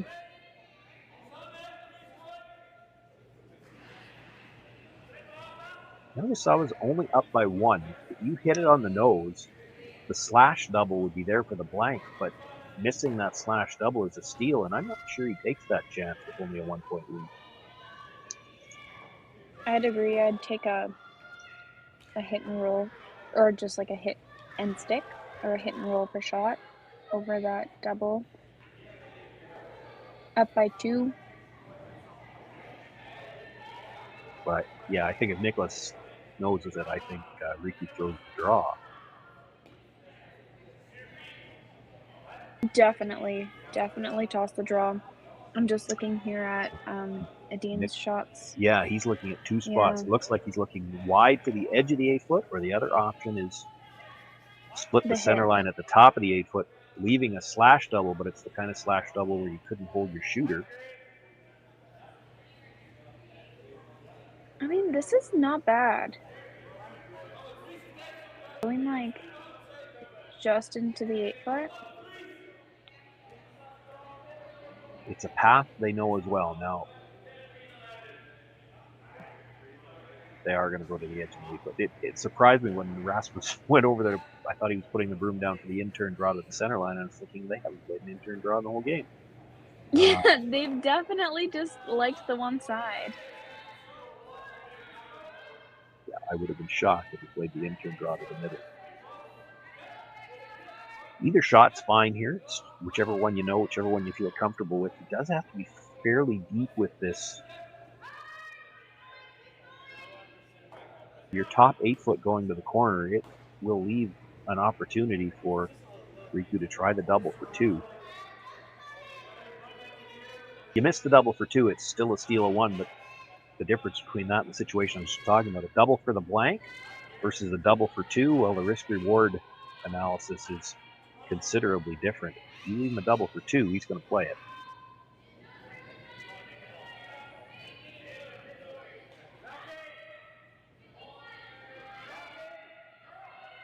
Nothing out of the brushers. This is the danger when you're trying to get this to the back. It still has to stop in time. It's not going to. No, just too much.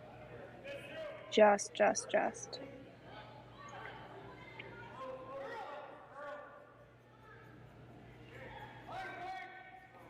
Looks like a hit and stick for 2.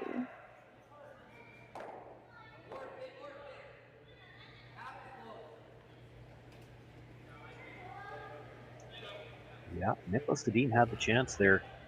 He only has to come up about a foot shorter of where he was, and he's got the force, but by sliding that little bit too deep, leaves that red stone on the right-hand side as you look at it for second. And the nose hit would give him the deuce.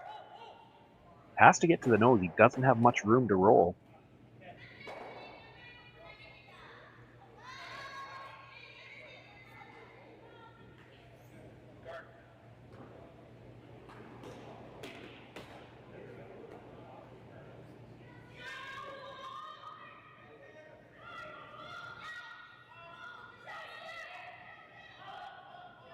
Pressure just cleaning it now. They've called for the offside sweep, try to get some curl. Has to get to the nose, doesn't have a lot of room to roll. Rolls a couple of inches, but he had that much. That was really good directional sweeping there. Put 2 points on the board for Riku Yanagisawa, and he'll take a 3-point lead into the 7th.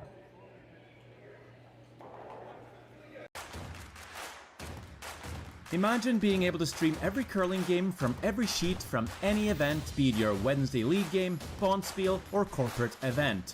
Curling Stadium offers an all-inclusive streaming solution featuring high-quality cameras, ease of use, great reliability, and minimal installation. Offering your sponsors customizable ad space on your streamed curling games and being able to sell video packages to your corporate events for increased revenue. With Curling Stadium, you can stream to any device, be it your mobile phone, tablet, or computer. Push the feed to your desired platform, be it Facebook, YouTube, or any other social media. Curling Stadium is simply the way forward. Where it's commonplace in other sports to televise every game, we want to do the same. Curling is a global sport, and it's time it gets the coverage it needs. Make your curling club the next Curling Stadium. Well, What do y'all think? Too blue? Not blue enough? Try this. Makes your eyes pop. This could be our best yield yet. And didn't we get this seed at a great financing rate? Yeah, we did. Iced tea? Great idea. Let's talk more about next year. I got some thoughts. And I've got some numbers. Nutrien Financial, financing that's in the field with you. SaskTel Be Kind Online wants to stop cyberbullying. Want in on the action? We award up to $1,000 for youth initiatives that help spread kindness and prevent bullying. What great idea do you have to help stop bullying? SaskTel can help. Go to BeKindOnline.com and apply for a grant today. Together, we can make a difference.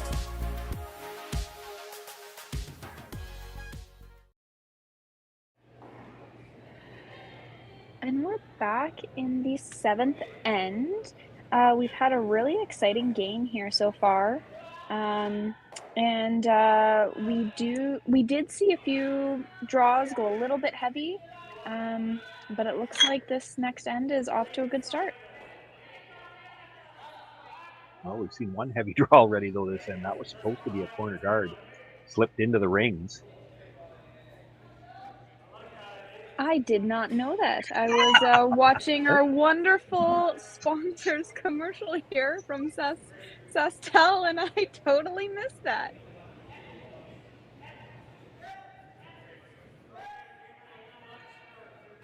What position do you normally play, Sarah? This season I am on a 5-man team for Emily Belay, and we'll be playing second at the Last Chance event in Assiniboia. Yeah, so definitely not the strategist of the group. Let's be honest. It wasn't that. I thought, it's the kind of thing that you expect a lead to just ignore the fact that the corner guard slipped into the rings. We'll just let that go. We're not even going to talk about that. You'd expect a fellow lead to do that. But Well, the second should be all over that. I've definitely been there, but no, I am enjoying. I've played a little bit of lead with this team and a little bit of second, so happy ignoring it, but also happy acknowledging it too.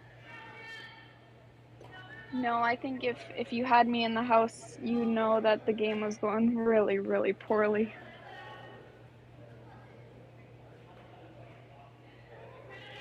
This is where Niklas Edin is happy that they've gone to the 5-rock 3-guard zone a few years ago, because now he still gets the corner guard out of this. Absolutely.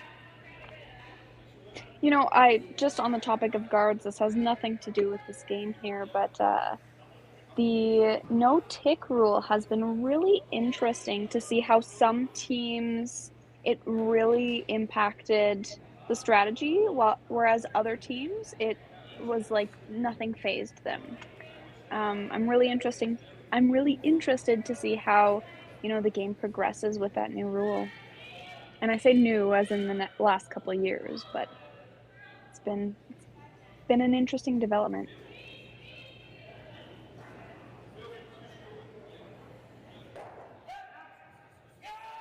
One thing I thought we might see when that rule came in was a few more accidental ones, but certainly the way the ice runs here, it's not something you'd expect, because where you get that accidental rub off the center line is usually when you have to come tight by the guards. Well, you do not have to come tight by the guards on this ice. All the movement, so much movement late, you can come by a guard by 8-10 inches and still bury on it. Absolutely. If you're tight by the guard, you're probably coming out the other side.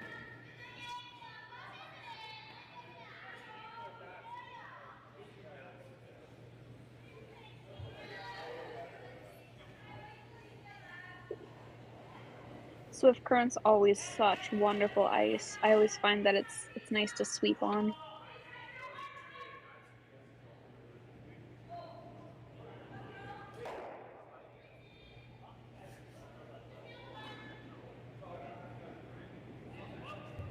Really nice roll.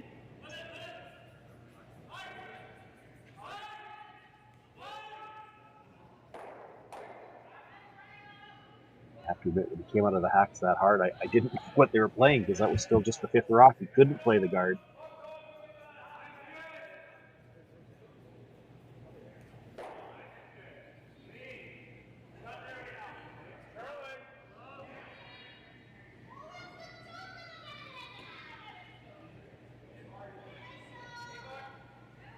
Rasmus Rana being asked to make a play on the 2 reds in the middle. They don't want to kill them here. They just want to move things around.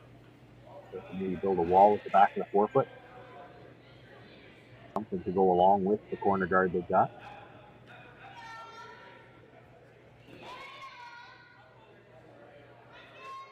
Well, that's very nicely done. Nice gentle little tap back to put those 2 reds side by side. There's a pocket there to freeze into.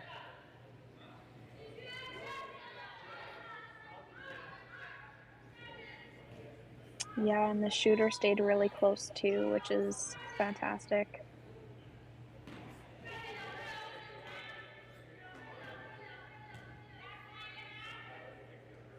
I think the indication from Yanagisawa is they're going to try to hit and roll in front of the pocket.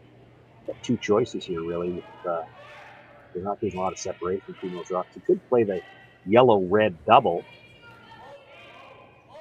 Try to get rid of that pocket. And when you're up by 3 like this, that's definitely an option, and hope that your shooter just goes to a decent place and not just, you know, sitting behind the tee. They didn't get either one. He drives it straight back, doesn't make contact with either of the reds, and didn't roll in front of the pocket. So Rana has a chance to. He made the pocket with his first one, a chance to draw down, sit in it with his second.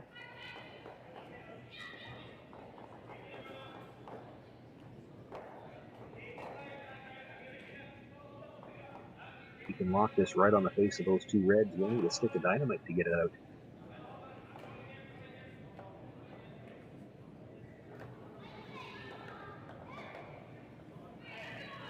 Wow.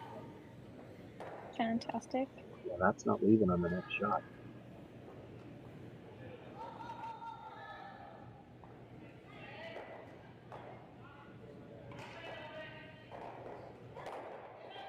Indication there that he wants really big weight. The yellow's not going very far anyway. I think you could throw this with normal. Just try to hit it right on the nose. Kill both reds, but leave your shooter frozen on top of the yellow. That gets tougher the harder you throw it.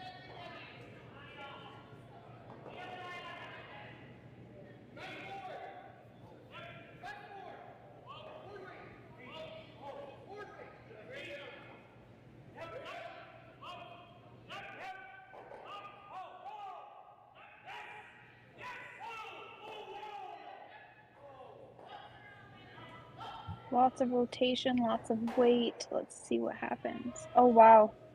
Spins the yellow up in behind the corner guard. That's that benefit of the added rotation. And lively rocks. Yeah, In some ranks, you just couldn't play that. Well, I'm not sure it helped you. I mean, now Niklas Edin is set up to get a deuce. Because it's right behind his guard. Yeah. And you're never going to be able to play it. You're going to have to address it. He's going to play in the middle, and you're going to have to address that one for the rest of the end. And if you can get another freeze, and it kind of looks like that's what he's looking to set up here.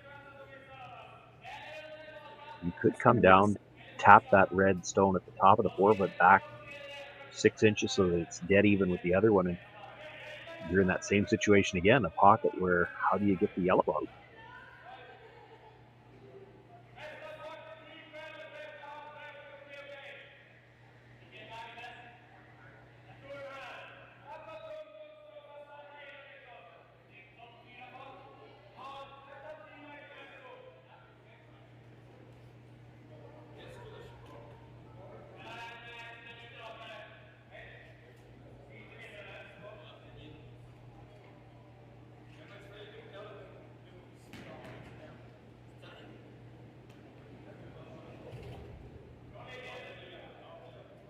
Oscar Eriksson. To make the tap back. You saw Rasmus Rana do it. course, Rasmus threw the tap back first to make the pocket and then throws it with the second one. Oscar looking to do both of those with one stone.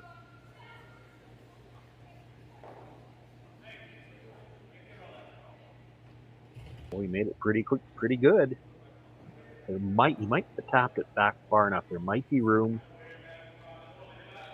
to get the yellow out. There might not be. I wonder if you can just hit it in a way that, of course, your back red might go, but your middle red stays and the yellow goes. But I wonder if they're No. trying. No? No, I don't think there's any way you're getting that underneath the second red stone. It looks to me like they're so close together. It's going to touch the red stone at the shot rock, and then it's got to go. It's got to go into the back of the other stone. Yeah, no, that's fair.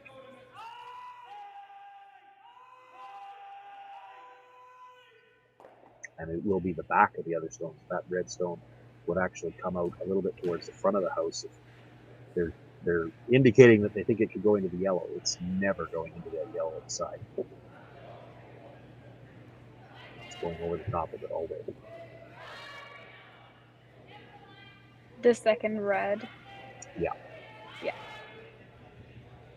I mean, you could make it so that that red one is close to the yellow, you know, like setting something up, but I don't think it goes into it. Back to the same type of shot that they were looking at last time. Instead of throwing the big weight, which you don't really need to do here, hit that yellow pretty much right on the nose or just a sliver on the center line side. Leave your shooter directly in front of the yellow, and now you've got a way to get the yellow out.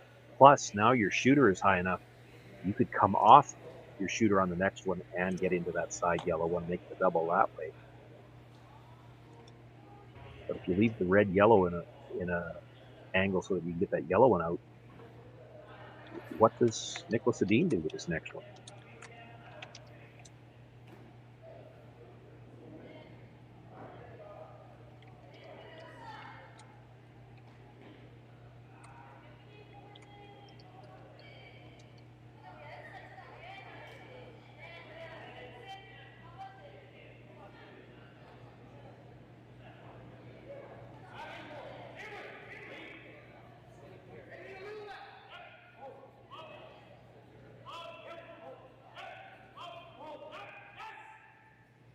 There's also the question of where does your shooter go with all of this? Well, if they're looking to throw weight, I think they're probably looking to lose the shooter. Yeah.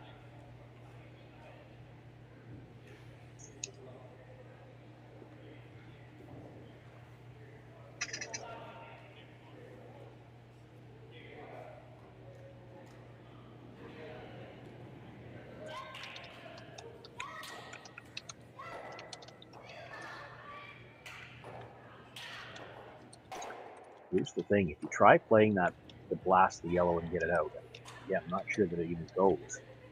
You're going to lose the red at the furthest back red, the one that the corner frozen on. That one's going for sure. The yellow comes across, catches the back end of that red, and the top of the 4-foot drives it out the side. Now, if the yellow doesn't leave, if it stays in the back 8-foot somewhere, now 3's in play. Absolutely. Especially if it's hitting kind of the back side of that red one, then it's popping that red one up and not necessarily where you want it to go to group with that yellow one.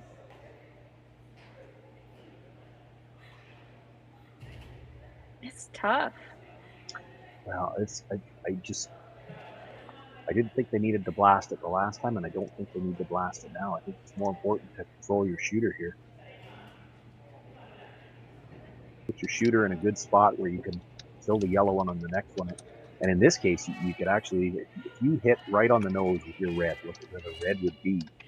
Now you've got hit the red with the next one, come across, catch the yellow at the side of the 8-foot. The yellow that's right behind the red goes easy.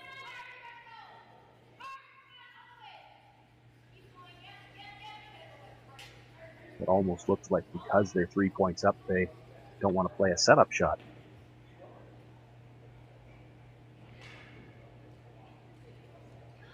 If it was you tossing, what would you prefer?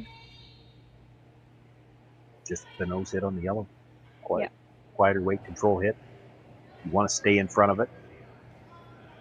Yeah.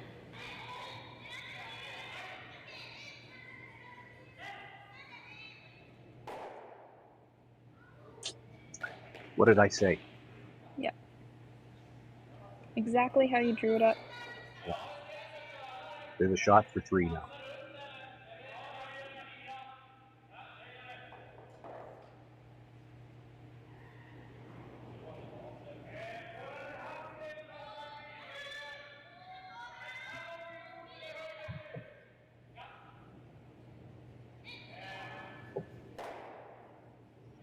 And actually, 4 is not out of the question because Niklas Edin is going to come around that corner guard, sit 2 buried, and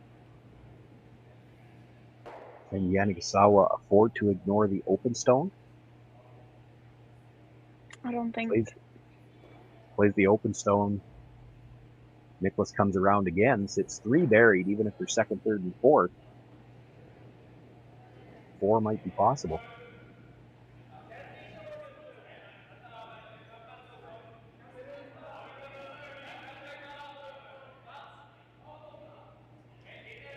Nothing out of the brushers yet. A lot of room by the guard.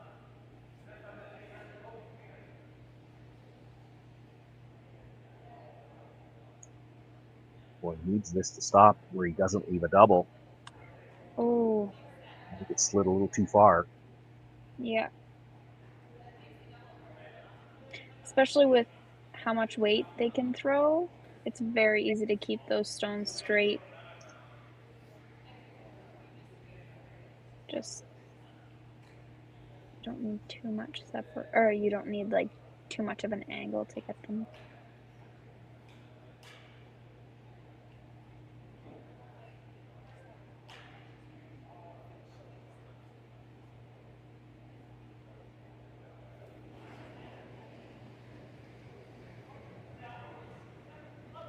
Big shot here for Riku. This first time they've really been in any kind of trouble.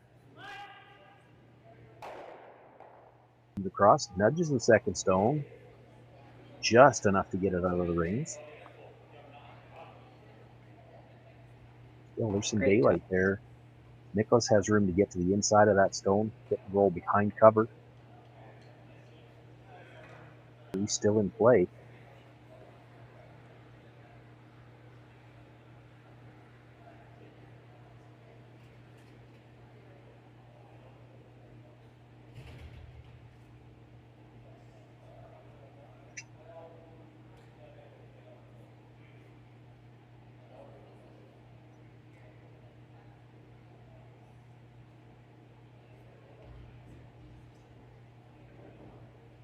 Could even roll right to his own that's just out of the rings at the back. I believe the 2 stones in the rings would be Christmas treed with the guard. I think he might be able to make a play to pick one of them out, but it could be without risk. He's going to have to curl if he's going to get the roll, though. It's the hit that actually rolls a little bit back towards the center line. So that stone is open.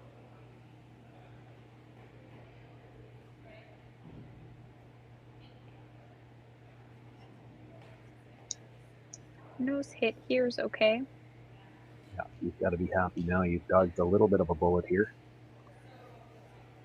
Give up the deuce. You're still 1 up with last rock coming home.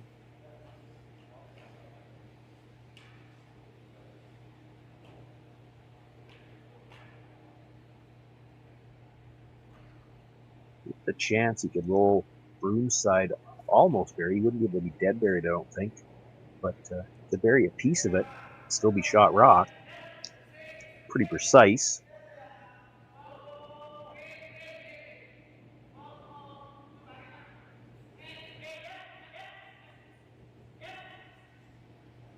It's the luxury of being 3 points up, though. You can make a pass at that. Doesn't get the roll. Stays right there.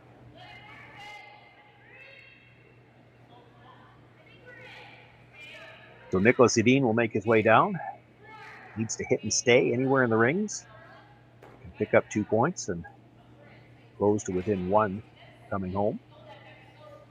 Still for the Edin team, that's a much more manageable situation. You'd like to, when you put yourself in a situation where you have to steal, you certainly want to only have to steal one at a time. It's not like deuces don't happen, but you don't have to change the, you don't have to go full hog aggressive to steal two now. You can steal 1 point in 8 and then try to set up and do it again in the extra end. Absolutely. Full credit to the Edin team. They pick up their deuce here in the 7th. It's 5-4 for Riku Yanagisawa. He will have last rock with that 1 point lead in the 8th.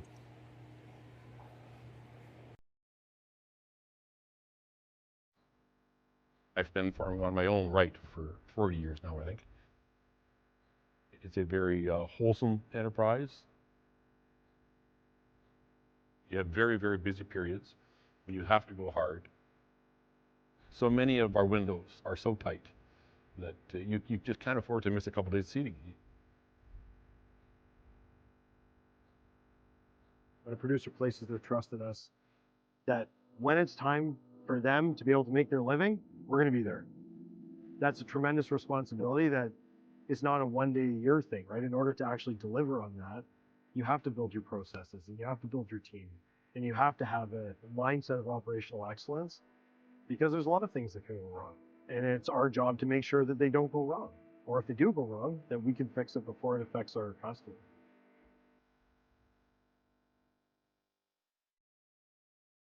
So with the impact to my business and income, will this delay my retirement? I know you're worried, Marshall, but based on the original plan we came up with, you're only about 6 months behind. I thought it would be years, not months. You should feel good. Remember, you've got a plan. Thanks. With change comes questions. See the impact of your money decisions before you make them with RBC Wealth Plan. Light up your love for curling with our customizable neon LED lights from Letterlands. Choose your new neon mixed doubles partner or make a statement with a neon curling rock in your window. Also actual Letterlands. Use discount code WHOA for 15% off. Only at Letterlands.com.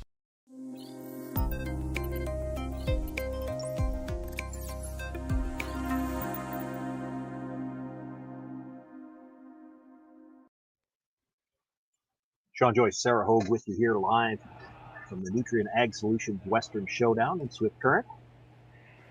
And Sarah, you were talking about it earlier, the no-tick zone and the difference that it makes. And this is the situation where you really see it.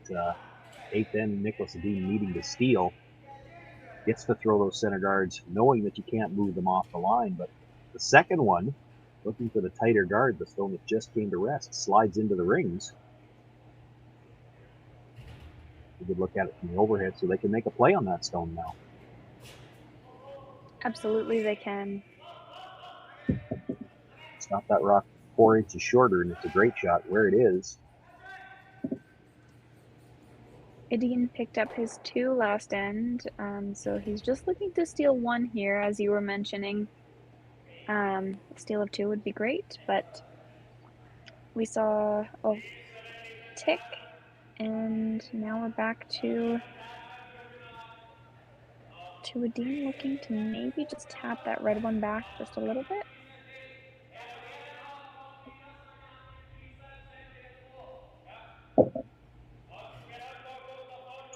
This might just be because of where that first guard is situated. It's about halfway between the house and the hog line. Really not where you wanted it. It does make it very difficult to throw the second guard, and that probably contributed to the second one coming into the rings. You're trying to get some separation. Not that they could play the double peel right away, but eventually. And it's the same problem here. You'd love to have a second guard, but if you try to throw the second guard, you're probably leaving a double peel. Yeah, and we've already discussed that teams like this, those double peels come very naturally to both teams.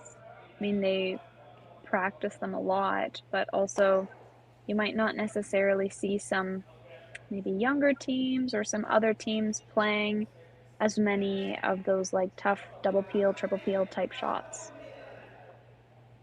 So they come down and make the tap back. I think they were fully expecting that Yanagisawa would just peel the center guard. That's what I was expecting. That's the call ultimately. I think he was maybe just trying to get an indication from the far end how much they could see.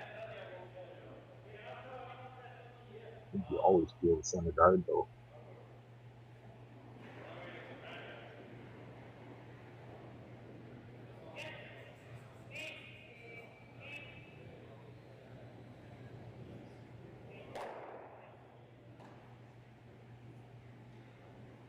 And again, just like we saw earlier in the game, this is going to come down to a discussion of timing. The Dean team will continue to throw guards for a while now, knowing that Yanagisawa is going to peel them. And at what point in time do you make your move into the house? And what's that move going to be? You could freeze the back one. You could cap up the stone that's already sitting at the top of the forefoot. I guess in theory, a lot of teams, club teams even, would just guard this for the rest of the end. But at this level, you probably don't expect that stone is good enough to steal with.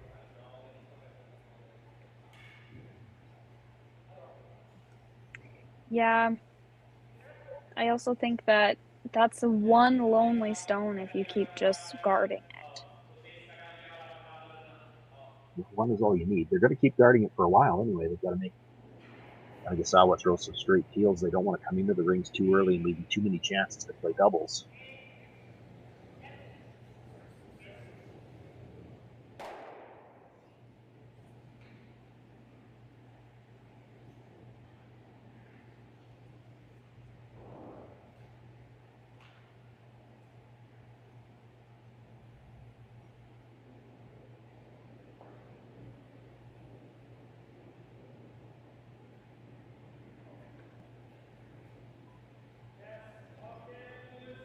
Oscar Eriksson with his first throwing a guard.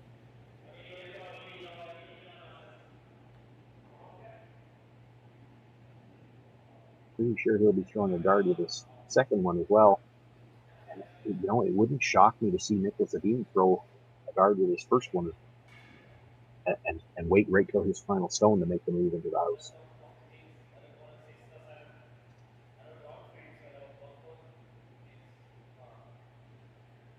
That's exactly what they're discussing now. Niklas has moved off to the side.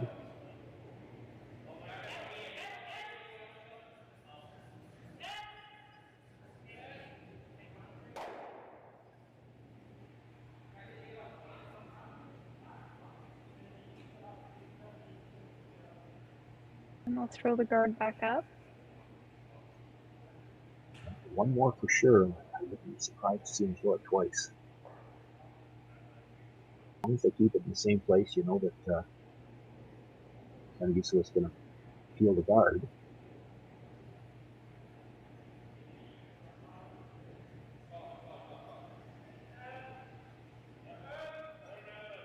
That might be a little bit tighter this time.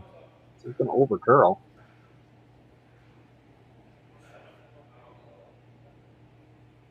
Over curl and be really long.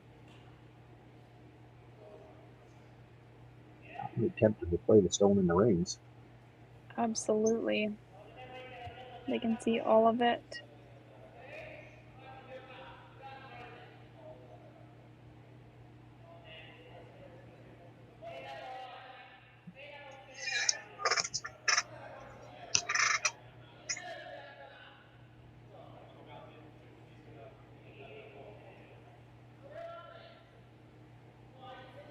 Now, I don't know, and they're never going to admit it, but I'm sitting here and I'm wondering, is there any chance that Edin played that shot on purpose? And here's what I'm thinking. You let them hit the rock at the top of the 12, or the top of the forefoot. Now you come around and throw the tight guard. He peels the high one, and you come around the tight guard with your last one to try to steal. It's the only way he's going to have a tight guard to come around. Yeah.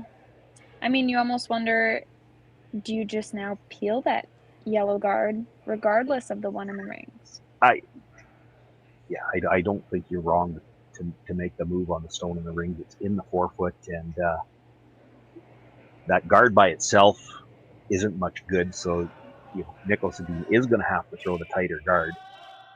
On this ice, he could throw the tighter guard into the 12 foot, still be able to get around it with his last one.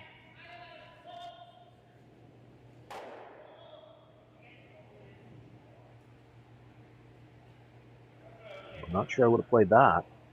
That stone at the top of the 8-foot acts as a guard. Absolutely it does. And the one in the back, 8-foot, protects you too. Yeah, I think if you're frozen to that stone at the back of the 8, you have to be shot rock.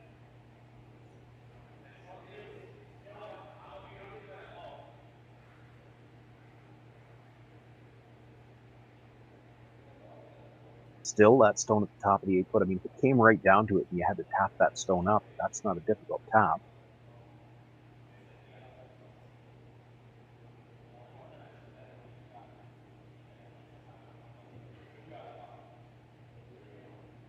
If Edin makes the freeze here, you might see them peel the center guard. And no matter what Niklas throws with his last one, at the worst, you've got a 6-foot tap up, or 6-inch tap up, pardon me.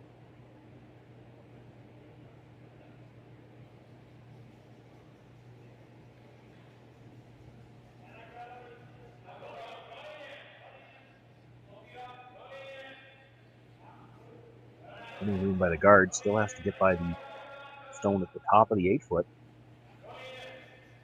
By that one as well. Now looking for that last little bit of curl to get to the face of that stone at the back, and really gives good himself shot. a bit of an angle, but it is shot rock.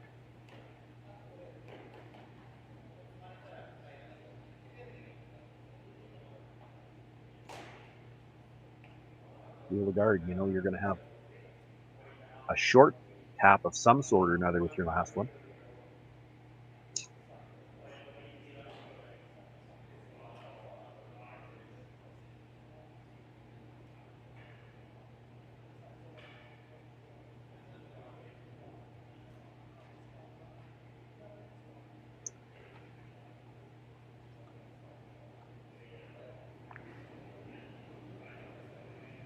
This is where if we were playing with time clocks, you could pretty much bet Niklas Edin would be calling his timeout right after this stone comes to rest. Absolutely. Still expect there's going to be a discussion. Where do you put this stone? You follow your last one down, sit right on top of it again. Personally, I don't mind that. If you could absolutely walk it down and get it to really finish at the end, you'd love to hook just a corner under that stone at the top of the 8-foot and stay top 4. Exactly. Even just biting the button. I was thinking higher than that still. Leave it kind of where they're staggered. And it will finish like that, but it's very precise. It's very tough. And if you don't get the stagger, it really doesn't change anything.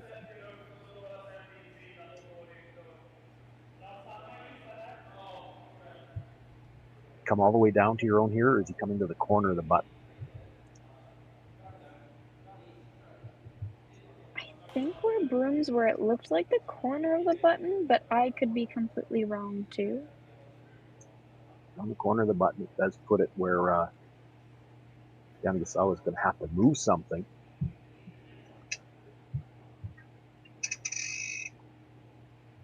Whereas if you come all the way down to your own stone again, Riku will have the straight draw, or he could play the tap back with his choice. Essentially, the tap back is just a straight draw too, just playing the straight draw to the button and tapping the rock that's in the way. Some good sweeping here.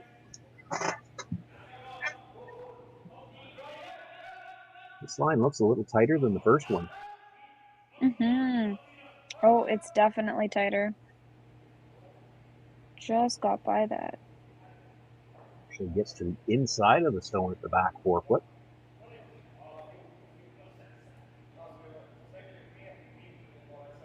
Yanagisawa can follow it down.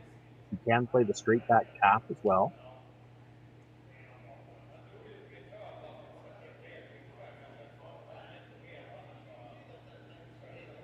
What would you play in this situation? I think I'd follow it.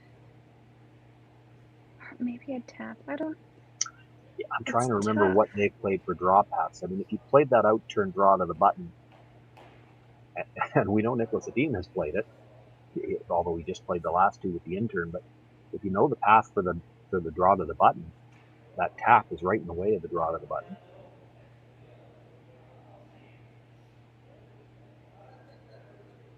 you try to follow Niklas down and you rub off your own stone, you're not going to get shot rock. That's the danger. No, and that could also be game. Could be if you're heavy, yeah. I don't think you could ever rub it and not get in for a second shot with one or the other stone, unless you're heavy. Absolutely.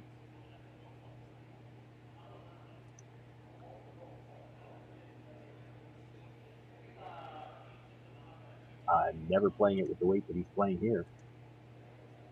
He's playing this like a hit. Yeah, you risk rolling off. Well, and here's the thing. If you drive this, if you hit this broom side, drive it across the face of the one that was just thrown, you're going to get some drag on the two yellows. That back yellow is going to jam on the red at the back of the 8-foot, and it's not going to leave the rings. Yep.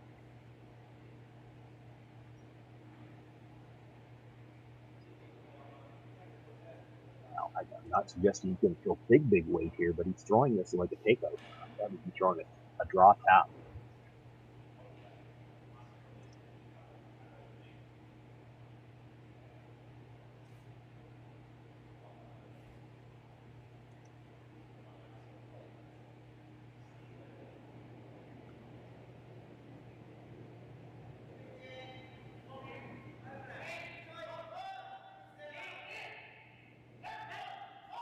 The brushers early, then they call for offside sweep. And here's where you get caught when you've only got one sweeper and they're going back and forth whether he needs to make it curl or not.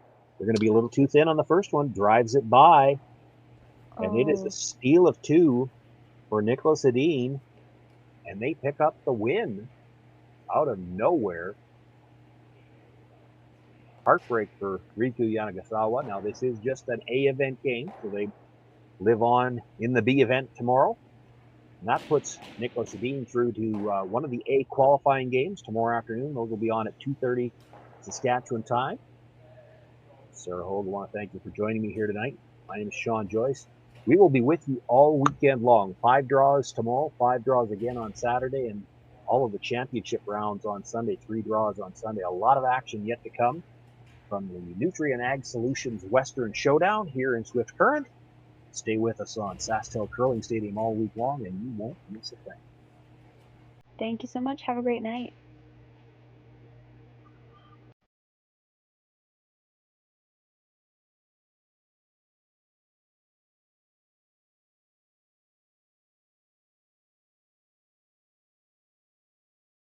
We feed the world with Nutrien, and a large portion of what our job is to get fertilizer out with the carriers so they can get directed to the farms or to the different retail locations. We know that if we don't have the answer to something, we're not afraid to reach out because we have support from everyone. We've got a really good team behind us.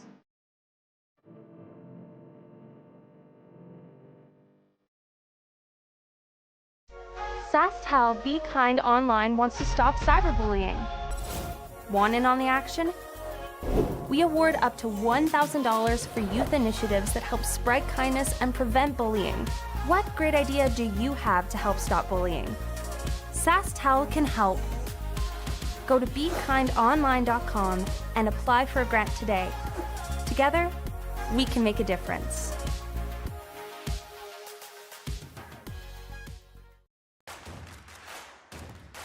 Imagine being able to stream every curling game from every sheet from any event, be it your Wednesday league game, bonspiel, or corporate event.